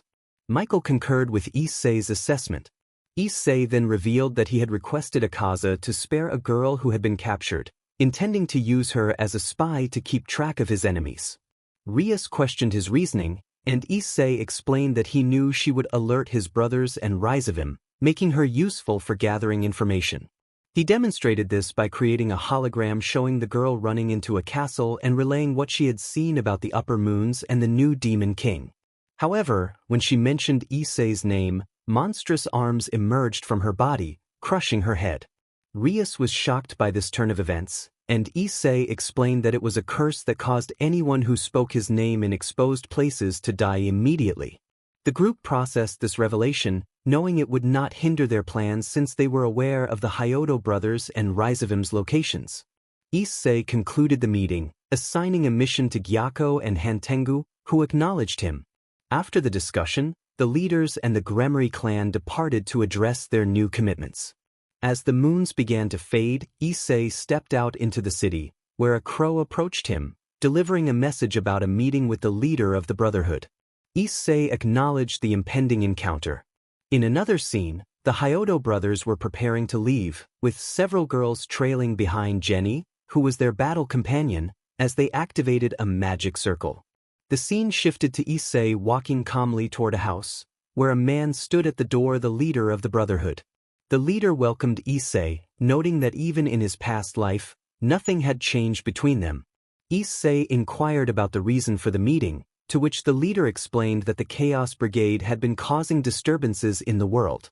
Knowing Issei opposed them, he offered his assistance.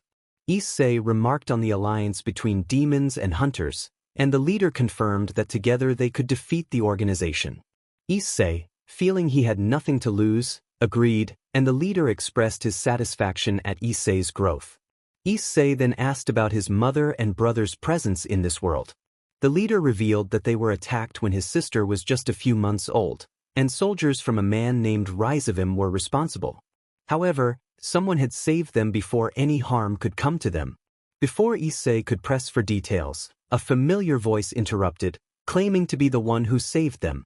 Issei felt a chill at the recognition and turned, surprised to see the figure before him. The scene shifted to the underworld, where the Demon Council was about to announce Rias's betrothed. The council summoned Rias, who firmly stated that she would not marry someone she did not love. The council insisted that their word was final, and Rias was silenced by Surzek. The council revealed that Rias would meet her promised husband, but she remained defiant, reiterating her refusal to marry without love. Suddenly, a familiar voice spoke up, causing tension among Rias's clan members. The voice belonged to Brad Hyodo, who declared himself Rias's future husband. The revelation shocked everyone present, and when a council member confirmed it, they were left speechless. Rias could hardly believe it, and Brad affirmed his claim, much to her dismay. The council explained that the Hyodo brothers had promised them immense power, which would elevate them beyond any other demon. Surzek expressed his outrage, but Brad stepped forward, attempting to kiss Rias. She slapped him and stepped back, firmly stating that she would never marry him. Brad, anticipating her response, revealed his plan. With a snap of his fingers, two girls entered, holding Rias's parents captive. Rias cried out for her parents, and Brad threatened to kill them if she refused to marry him. Rias's father urged her to follow her dreams, but before she could respond, Brad unleashed a devastating attack, tragically taking her father's life. Surzek, enraged, charged at Brad but was swiftly countered, leaving Rias in despair. Brad then aimed another attack at her mother, forcing Rias to bow her head in defeat. Just then, two girls accompanying the Hyodo brothers, Momo and Chisato, discussed the situation outside. They were soon approached by Sona, Citri, and Cynthia, who had come to stop Brad from marrying Rias. Chisato attempted to block their entrance, but Sona insisted they be allowed to pass. Just as tensions escalated, Kokoshibo, the first upper moon, appeared, swiftly incapacitating Chisato and sending Momo flying through the door. The scene was set for a confrontation that would determine the fate of Rias and the balance of power in the underworld. The conversation began with a remark about someone's preferences. Doma acknowledged it, while Kokoshibo suggested they enter the place without further delay. Together, Kokoshibo, Doma, and the girls stepped inside. Meanwhile, Issei received a message from Cynthia about the situation in the underworld involving Rias, prompting him to leave immediately. He informed his companion that he was heading to stop his brothers from whatever they were doing. As Issei prepared to leave, a voice offered assistance, stating that they shared the same goal. Issei agreed, and they created a magical circle to transport themselves. Back in the underworld, Kokoshibo and Doma, along with Sona and Cynthia, drew everyone's attention upon entering. Kiba recognized Kokoshibo, while Asia noted Doma's presence. Brad questioned their identities, to which Kokoshibo introduced himself as the first upper moon and Doma as the second upper moon. Jenny realized they were from the same organization that Chow Chow had mentioned. Sona and Cynthia were helping Rias calm down, as she was distressed over her father. Doma commented on the strength of Rias's brothers, implying they expected more from them. Brad, confused, asked what Doma meant. A voice then asked for permission to deal with Doma and Kokoshibo, which Brad granted. The two girls accompanying Jenny and Brad charged at Kokoshibo, who effortlessly took them outside, leaving Doma with the others. Kokoshibo faced the two girls, Mio and Kurumi, who introduced themselves. Kokoshibo expressed his lack of interest in fighting them. The girls revealed their goal was to meet Issei to join his team. Back at the council, everyone watched Doma, who appeared unconcerned. Brad questioned why Doma wasn't fighting, to which Doma replied that it wasn't necessary as someone else would handle it. Suddenly, Issei appeared, greeting Brad and Jenny, who were shocked to see him. They realized it had been 9 months since they last encountered him. Brad insisted they had killed Issei, but he claimed that someone perfect like him could not be killed. Jenny insulted him, but Issei retorted that the real trash was them. Brad challenged Issei, activating his balance breaker, showcasing overwhelming power. Kiba and Aquino noted that he was much stronger than before. Brad laughed maniacally, confident that Issei could never surpass his power. While everyone else looked on in fear, Issei and Doma began to laugh, which infuriated Brad. In retaliation, Brad unleashed a powerful attack that created a cloud of dust, but Issei emerged unscathed, causing Brad to panic. Issei revealed himself as the perfect being who had returned from death, reborn from betrayal and mistreatment. Brad and Jenny were bewildered, and Issei prepared to show them what had happened to their friends. Doma suggested he explain, starting with the moment they kidnapped a girl descended from Leviathan.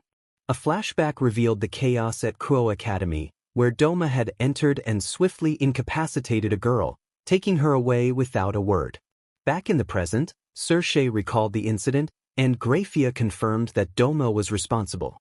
Rias recognized Doma from their previous encounter, while Jenny realized they were behind the disappearance of her friend. Doma and Issei exchanged amused glances as Jenny confronted them about their actions. Doma admitted they had attacked one of their hideouts for information, confirming her suspicions. Jenny was furious, realizing many of her friends, including her potential boyfriend, were missing. Doma laughed, revealing that they had enjoyed their time with her friends. As the tension escalated, Issei made a move that caused Jenny to scream in pain. Just then, Brad charged at Issei, but Issei used Jenny as a shield. He then grabbed Brad, delivering a powerful blow that sent him to his knees. Issei taunted him, mocking his power. A magical circle appeared, revealing Chow Chow, Biko, and Rizavim, who were shocked by the state of Brad and Jenny. Issei addressed them, recognizing them as members of the group he had heard about. He tossed Brad's barely conscious body aside, while Doma prepared for the next move. Issei observed that Jenny was in worse condition than Brad, yet she remained alive by a miracle. He suggested that they should take her away and inform them that if they grew stronger, he would fight them again. Chow Chow questioned Issei's intelligence, warning him that they would kill him without hesitation. Issei dismissed the concern, stating that he hadn't even used his final form to defeat them. Everyone present, including Rizavim, was taken aback to learn that Issei had not fought seriously. Issei urged them to leave, and Chow Chow picked up Brad while Baiku carried Jenny. In a moment of desperation, Brad, with the little strength he had left, attempted a dragon shoot aimed at Venelana. Rias shouted a warning to her mother, but it was too late as the attack hit its target. Brad began to laugh weakly, which made Rias cry, but she quickly composed herself when a figure emerged from the smoke, resembling Kokushibo. Kiba recognized the figure as Kokushibo, who had saved Venelana. However, upon closer inspection, Zenobia noted that he was not Kokushibo. The stranger looked seriously at Brad and began to speak, questioning the meaning of life and the justification for taking someone's life. Issei recognized the words and felt a sense of unease. Rizavim demanded to know who the stranger was, and he introduced himself as Yorichi Tsujikuni. Issei advised everyone to leave, warning them that Yorichi might not be as kind as he had been. Rizavim arrogantly declared that they would defeat both Issei and Yorichi together. Issei simply wished them luck with that. Rizavim's irritation grew as he glared at Issei and Yorichi while departing through a magic circle. Kokushibo entered the scene, seeing his brother and standing behind him. Yorichi sensed a certain bitterness in the air and greeted Kokushibo, who acknowledged him as his brother. Yorichi remarked on Kokushibo's new path, and Kokushibo admitted he had taken his brother's advice too late. Meanwhile, Issei approached Rias and recounted what had happened, explaining how the council's advice had led to this situation in pursuit of power. This revelation angered Issei, prompting him to ask everyone to leave as he wanted to have a discussion with the council. Once everyone had exited, leaving Issei alone with Kokushibo, Doma, and Yorichi, Issei declared that the demon council would no longer be necessary as he walked toward the exit. The council members were confused, sensing impending doom as Issei addressed Kokushibo and Doma, instructing them to take care of the situation. As Doma produced fans and Kokushibo drew his sword, Issei and Yorichi descended the stairs, their conversation overshadowed by distant cries of pain and despair. Yorichi commented on the peculiarities of the underworld, noting that demons tended to exaggerate their mansions.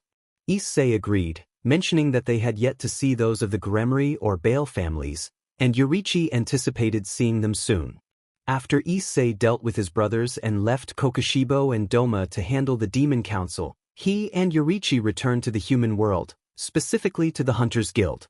Yorichi informed Issei that there were people who wanted to speak with him. He led Issei to a traditional Japanese house, where Issei recognized the pillars who had once sought his demise: Shinobu Kocho, Mitsuri Kenroji, Tengen Yuzui, Iguro Abanai, Jyomiai Himejima, Michiro Takito, Ju Tomioka, Kyajuro Rengoku, and San Ami Shinazugawa. As the pillars stood before him, Issei inquired if they were the ones wanting to speak with him. Shinobu clarified that they were merely curious to see if the reincarnation of Muzan resembled him. Issei confirmed their suspicions. The leader, Kagaya, urged them to remember that he was not the same as before.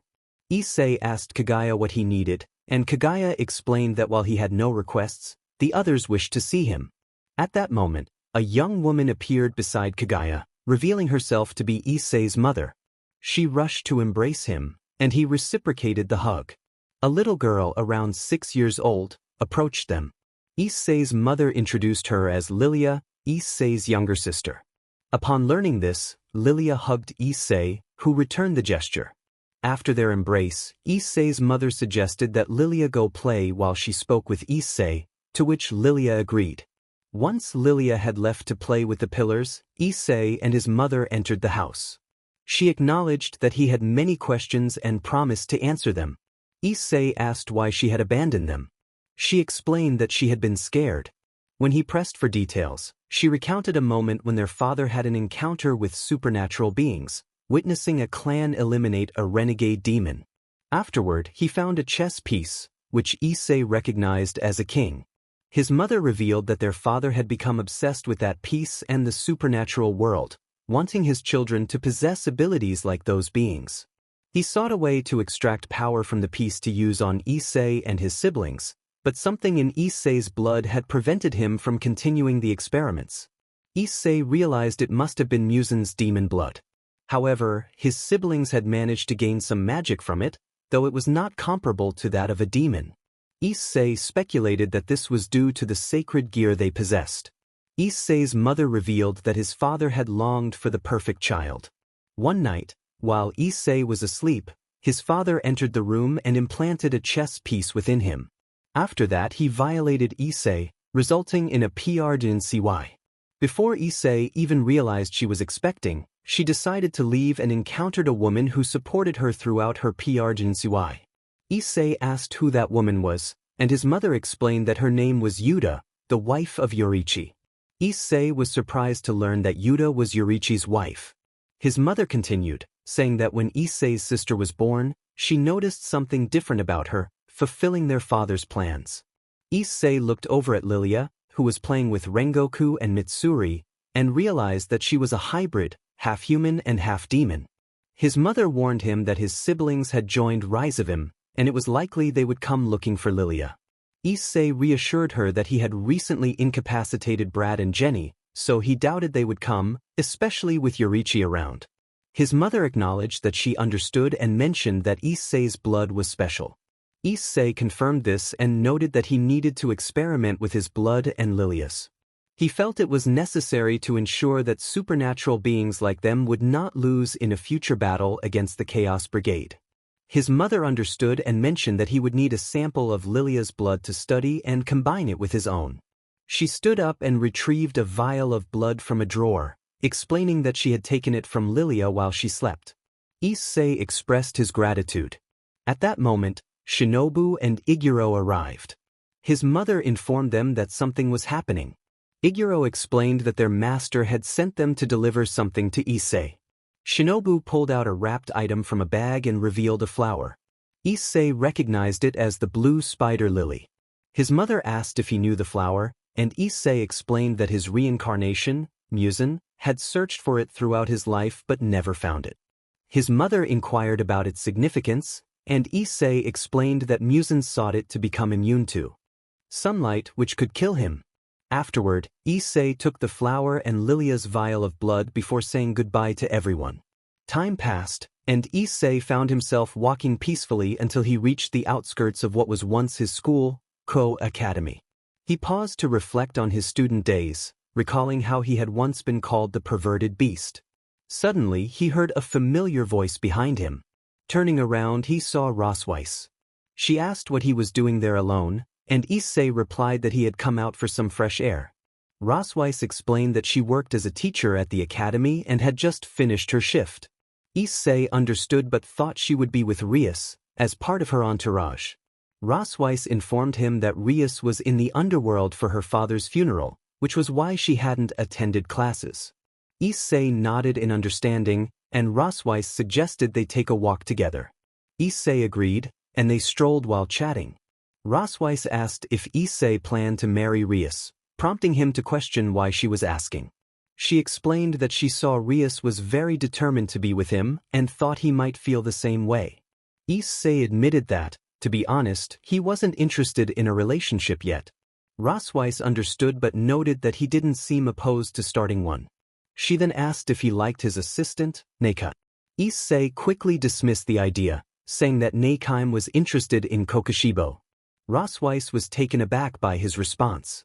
Kokushibo had a special fondness for Neikime. Issei noticed that Neikime always got nervous when Kokushibo was nearby, even thinking thoughts that were not very innocent, forgetting that he could read minds.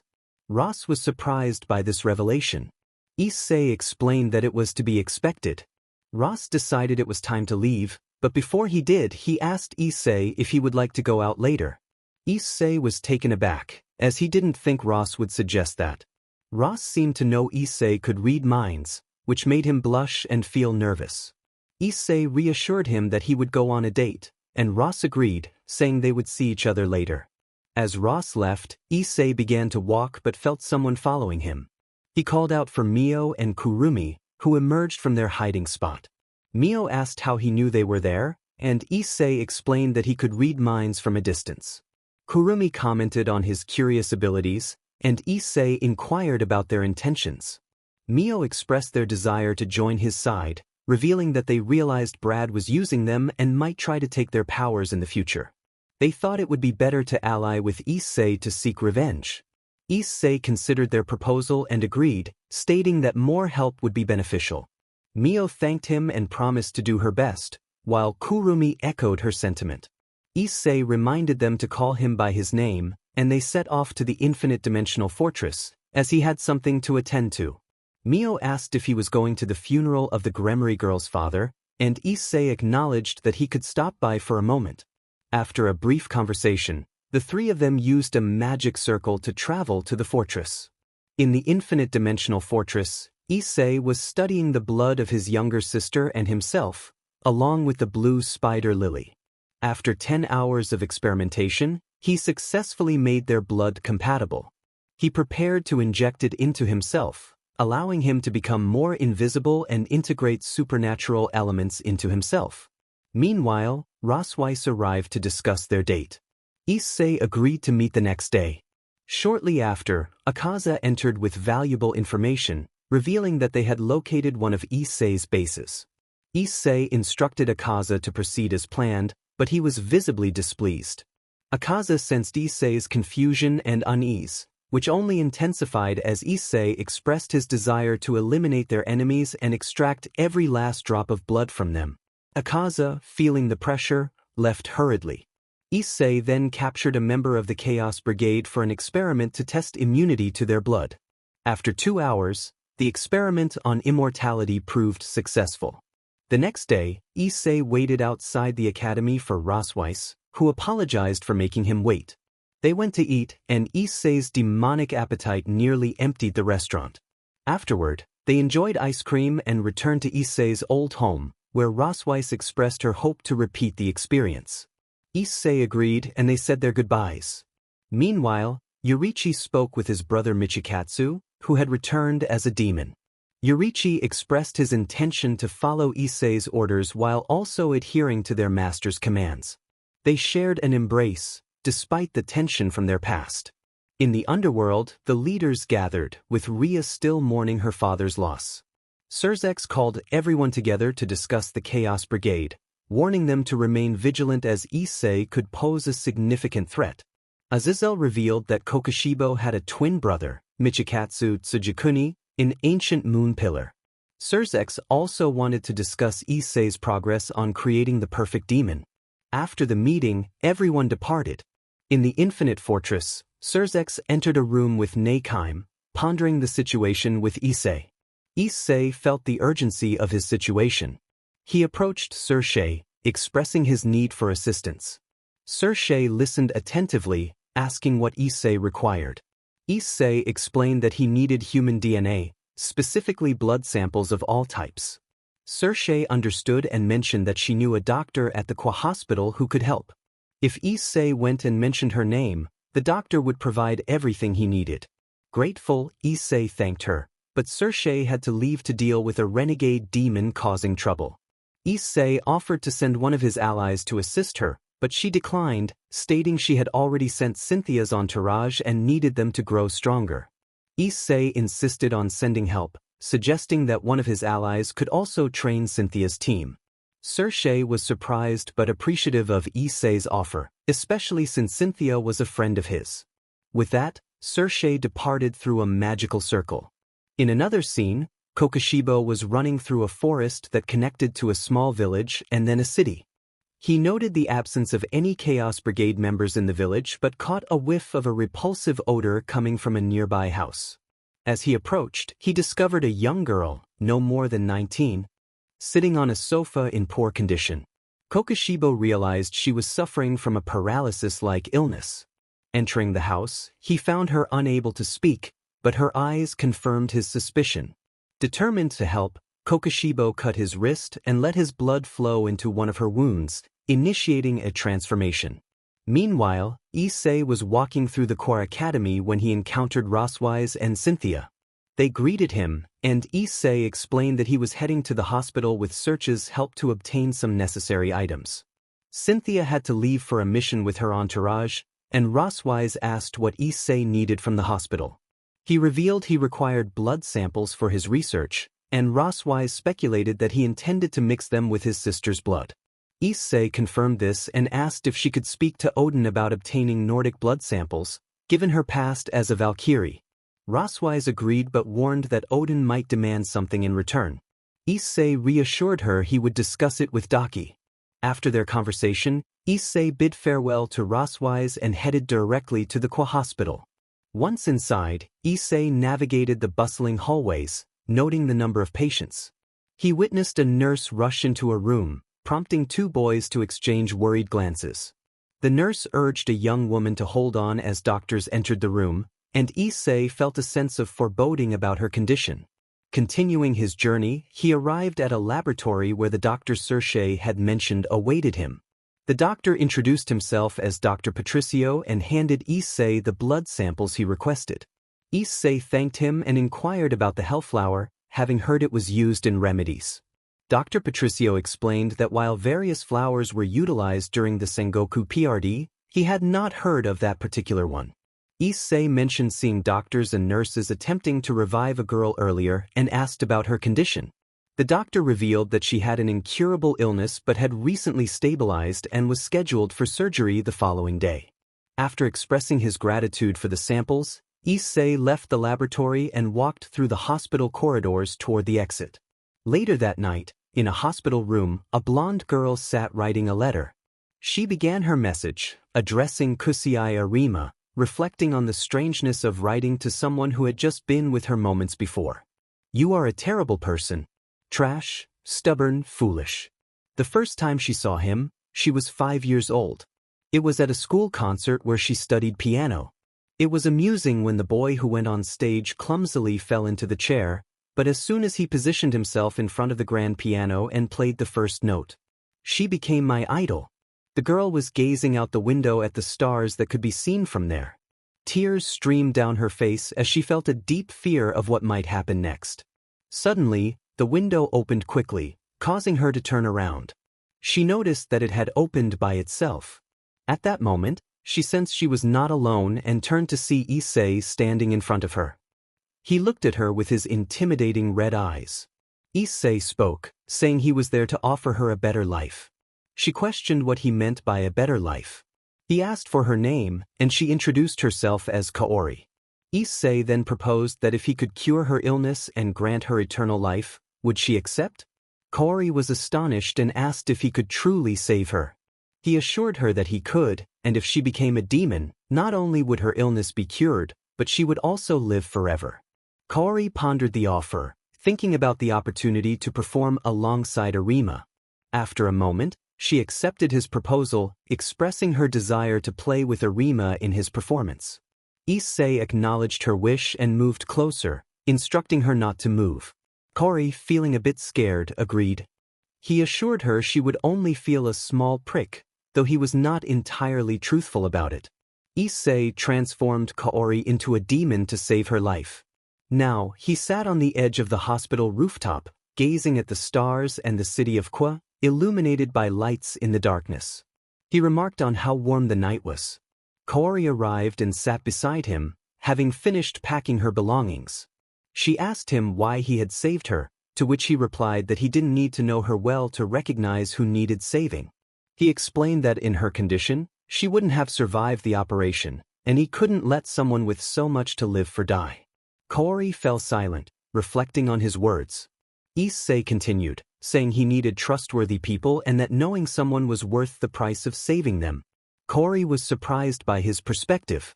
She then shared that she didn't know what to do next, only that she wanted to accompany her best friend in his performance.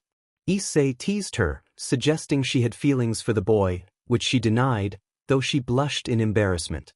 He pointed out that if she kept her feelings hidden, she would only suffer, and even immortality wouldn't heal that internal pain. Kaori expressed her uncertainty about how to confess her feelings. Issei encouraged her to break free from her fears, reminding her that life was simple if she made her own choices and never looked back. In an abandoned house, Cynthia and her team were searching for a renegade demon, tasked by Circe to eliminate it. Cynthia instructed her team to find the demon. As they searched, Matsuda and Motohama were in the basement looking for clues when suddenly, one of them was attacked by a magical blast, causing an explosion that drew everyone's attention. Cynthia recognized it as an attack and rushed to the basement with Aika. Cynthia ordered Murayama and Keitase to join them. Meanwhile, Matsuda, who had been hit, struggled to get up as Motohama attempted to fight the demon but was quickly overpowered. The demon mocked Motohama for his weakness. Just then, Cynthia and the others arrived to help. Cynthia commanded the demon to release her servant. The demon recognized her as the sister of Sarorgbale, the #1 young demon. He dismissed her, believing her team to be weak. He released Motohama only to kick him toward Cynthia. She declared that she would be the one to defeat him and instructed Aika to take care of Motohama while Keitase looked after Matsuda. As Cynthia charged at the demon, he awaited her calmly. She attacked with powerful blows, but he barely flinched, seeming to toy with her. Frustrated, she demanded he fight back. The demon replied that if he did, it wouldn't last a minute. Angered, Cynthia unleashed a powerful strike, but he effortlessly blocked it with a piece of debris. Cynthia was shocked that her strongest attack had no effect. The demon, unimpressed, prepared to end the fight quickly, unleashing a wave of magic that sent Cynthia crashing into a wall. Her teammates rushed to her side, but the demon easily repelled them, sending them flying as well. Cynthia, injured and unable to rise, glared at the demon, who taunted her about her brother's reputation. Aika, determined to help, attempted to attack the demon from behind, but he dismissed her efforts with ease, sending her crashing into another wall. Cynthia called out to Aika in concern. The demon, preparing a devastating attack, smiled as he announced that soon they would all be in a better place. Just as he was about to unleash his power, a calm voice interrupted him, asking him to wait. The demon turned to see who had spoken, demanding to know their identity. Cynthia recognized the voice and realized it belonged to Doma. Doma would stop the demon that was about to harm Cynthia. He had orders to protect her. Cynthia looked at Doma with a hint of concern. The demon, furious, demanded to know who Doma was and warned him to leave if he didn't want to die. Doma, unfazed, stated that he didn't have much time and would finish this quickly. The demon laughed mockingly, but before he could continue, he began to cough up blood as Doma had already pierced through his body. The demon fell lifeless to the ground, and Doma wiped the blood from his arm with the demon's clothing. Kates, witnessing the speed of the encounter, remarked on how quickly it had happened. Cynthia noted that Doma was much faster than Akaza. Doma called out to Cynthia, who responded attentively. He suggested that she go check on her group and help them, as Issei needed to speak with her.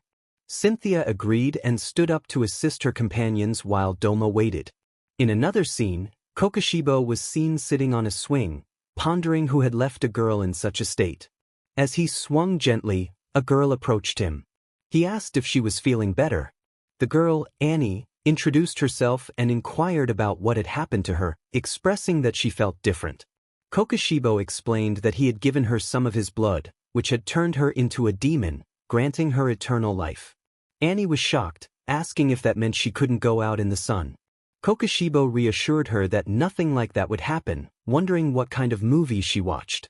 Annie began to explore her body, realizing she had regained her former self before her accident. She recounted her past, revealing that a year ago, she had been engaged to one of the wealthiest boys in the city. Their families had orchestrated their meeting, and she had fallen for him without knowing his true nature. A week before their wedding, she had gone to visit her parents when he approached her, intoxicated, and aggressively kissed her. After she fought him off, he and his friends had taken advantage of her. Kokushibo was shocked to hear that her parents had not supported her after she broke things off, prioritizing wealth and power over their daughter. Tears streamed down Annie's face as she spoke of her best friend and older sister, who had supported her when her parents had not. Despite her efforts to report Alec, his family had covered up the incident due to their influence, leading Annie into a deep depression. Kokushibo asked about her friend and sister, but Annie had lost contact with them after moving into a house she bought with her savings. She hoped nothing bad had happened to them. Kokushibo suggested they go find her sister and friend and pay a visit to those who had harmed her. Annie hesitated but ultimately agreed, determined to make them pay for what they had done. As they walked towards the city center, Annie asked if she would have 6 eyes like Kokushibo. He sighed, clarifying that she only had 2. Annie felt relieved, unaware of how spoiled she sounded. Kokushibo transformed into his human form to blend in with the crowd, but he had to stop Annie multiple times as her hunger surged, nearly causing her to attack innocent people. She acknowledged her loss of control but insisted it was necessary to strike back. Kokushibo reminded her that if she hadn't, she would have harmed innocent lives. Upon reaching her parents' house, Annie forcefully opened the door, surprising herself with her strength. Her father confronted her angrily, declaring she was no longer welcome. Her mother soon joined, accusing Annie of bringing shame to the family. Annie demanded to know where her sister Erica was, only to learn that Erica had married without causing any scandal. As Annie spotted a wedding photo of her sister, she realized that Erica had married one of her attackers. Her father dismissed her claims, while her mother insisted Annie stop lying. Frustrated, Annie declared she would make them experience the same pain she had endured. As she focused her energy, her parents suddenly fell to the ground, writhing in agony. Kokushibo observed with interest, explaining that they were feeling the pain Annie had suffered during her paralysis. Her parents were in disbelief, but Kokushibo transformed into his demon form, terrifying them as Annie continued to exact her revenge until they met their end. The chapter concluded, leaving the audience eager for what would happen next. I come to apologize for the delay, but I will be more active from now on. Recently, the world lost Akira Toriyama, the creator of Dragon Ball. I grew up watching Dragon Ball Z on Channel 5, and his passing has deeply affected me. He inspired me and helped me through difficult times, and he was a significant influence in my journey into writing. I hope to create an original story soon because, like him, I also want to bring joy to children and adults. Rest in peace, Akira Toriyama. Chapter End. Infinite Fortress. Issei was in his small laboratory, making some notes when Doma appeared alongside Cynthia and her entourage. Doma informed Issei of their arrival. Issei turned to see that Cynthia and her group were injured. He remarked that it seemed like they had a long night. Cynthia confirmed this and asked what Issei needed from them. Issei stated that Saoirse had mentioned they were among the weakest groups. Cynthia was surprised to hear this. Issei decided to ask Doma to help them train. Cynthia was taken aback, asking if Doma would be their trainer. Issei confirmed this and wished them luck in their training. He then told them they could leave as he had something important to do. The scene shifted to Kokushibo sitting on a bench, where Annie would sit beside him. Annie expressed her disbelief at having killed her parents. Kokushibo responded that they did not deserve the title of parents. Annie lowered her head in response. Kokushibo then suggested they go find her sister. Annie asked if he had siblings. Kokushibo revealed that he had a twin brother. He reminisced about his childhood with Yorichi. Annie inquired if they got along. Kokushibo replied that it was complicated. He was meant to be the leader of the family due to his sword talent, but his brother proved to be better, which filled him with envy. He had wished for the strength of his brother. Annie looked at Kokushibo with a hint of sadness. Kokushibo added that he wanted to be strong like him, while his brother desired the happy family he had abandoned to try to be like him. Annie understood and agreed to go free her sister from her torment. The scene changed again. Issei was observing Kokushibo's actions through his blood. He noted that Yorichi's brother was still haunted by the past. Yorichi confirmed that his brother was tormented and wanted to help that girl. Issei acknowledged this and prepared for their training session. They both took fighting stances, with Yorichi holding his sword. Yorichi asked Issei if they would fight with or without the Crimson Sword. Issei urged him not to start. Yorichi laughed, and they began a friendly spar to gauge their current strengths. Issei struck, but Yorichi blocked the blow with his sword. Issei complimented Yorichi, noting he was still the monster he used to be. Yorichi replied that Issei had become much stronger, likely due to his conquest of the sun. Issei agreed but insisted that their battle was far from over. They continued to exchange blows, the atmosphere heavy with the aura of both beings, the Demon King and the most powerful hunter. A short distance away, Kiba, Zenobia, Irina, and Ross were training when they began to feel the intense aura. Kiba wondered what it could be. Zenobia had no idea but sensed two monstrous presences. Irina confirmed that one of them was Issei. Ross noted that Issei was the only one with that aura, reminiscent of when he faced his brothers. Kiba decided to approach the source of the aura, prompting Zenobia to call out to him to wait. Irina and Ross joined him. Back with Issei and Yorichi, Issei asked what was happening. Yorichi jumped behind Issei, launching a move with his katana. Issei blocked it with his arm, sustaining a minor cut before regenerating. Issei complimented Yorichi's skills but declared it was his turn. He extended his arm like a whip, launching an attack at Yorichi, who dodged. Issei called out his technique, blood technique, thorned chains. Yorichi quickly took a stance and countered with solar breathing, summer solstice burning bones, successfully blocking Issei's attack. As Issei fell, he attempted to cut Yorichi's hair, but Yorichi countered, knocking him down. They exchanged smiles, with Yorichi acknowledging Issei's newfound strength.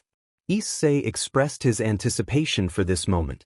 Kiba and the girls arrived, witnessing the impressive exchange between Issei and Yorichi. Kiba marveled at Yorichi's swordsmanship, while Zenobia noted how well he was holding his own against Issei. Irina recalled Issei saying that Yorichi was the only one who had defeated him. Ross understood why, realizing Yorichi was incredibly strong. Suddenly, Issei noticed them and asked how long they had been there. Zenobia replied that they had just arrived. Issei acknowledged this and decided to pause their fight for now. Yorichi agreed. Issei approached Kiba and the girls, asking if Rias was around. Zenobia informed him that it was just them. Kiba asked if something was wrong.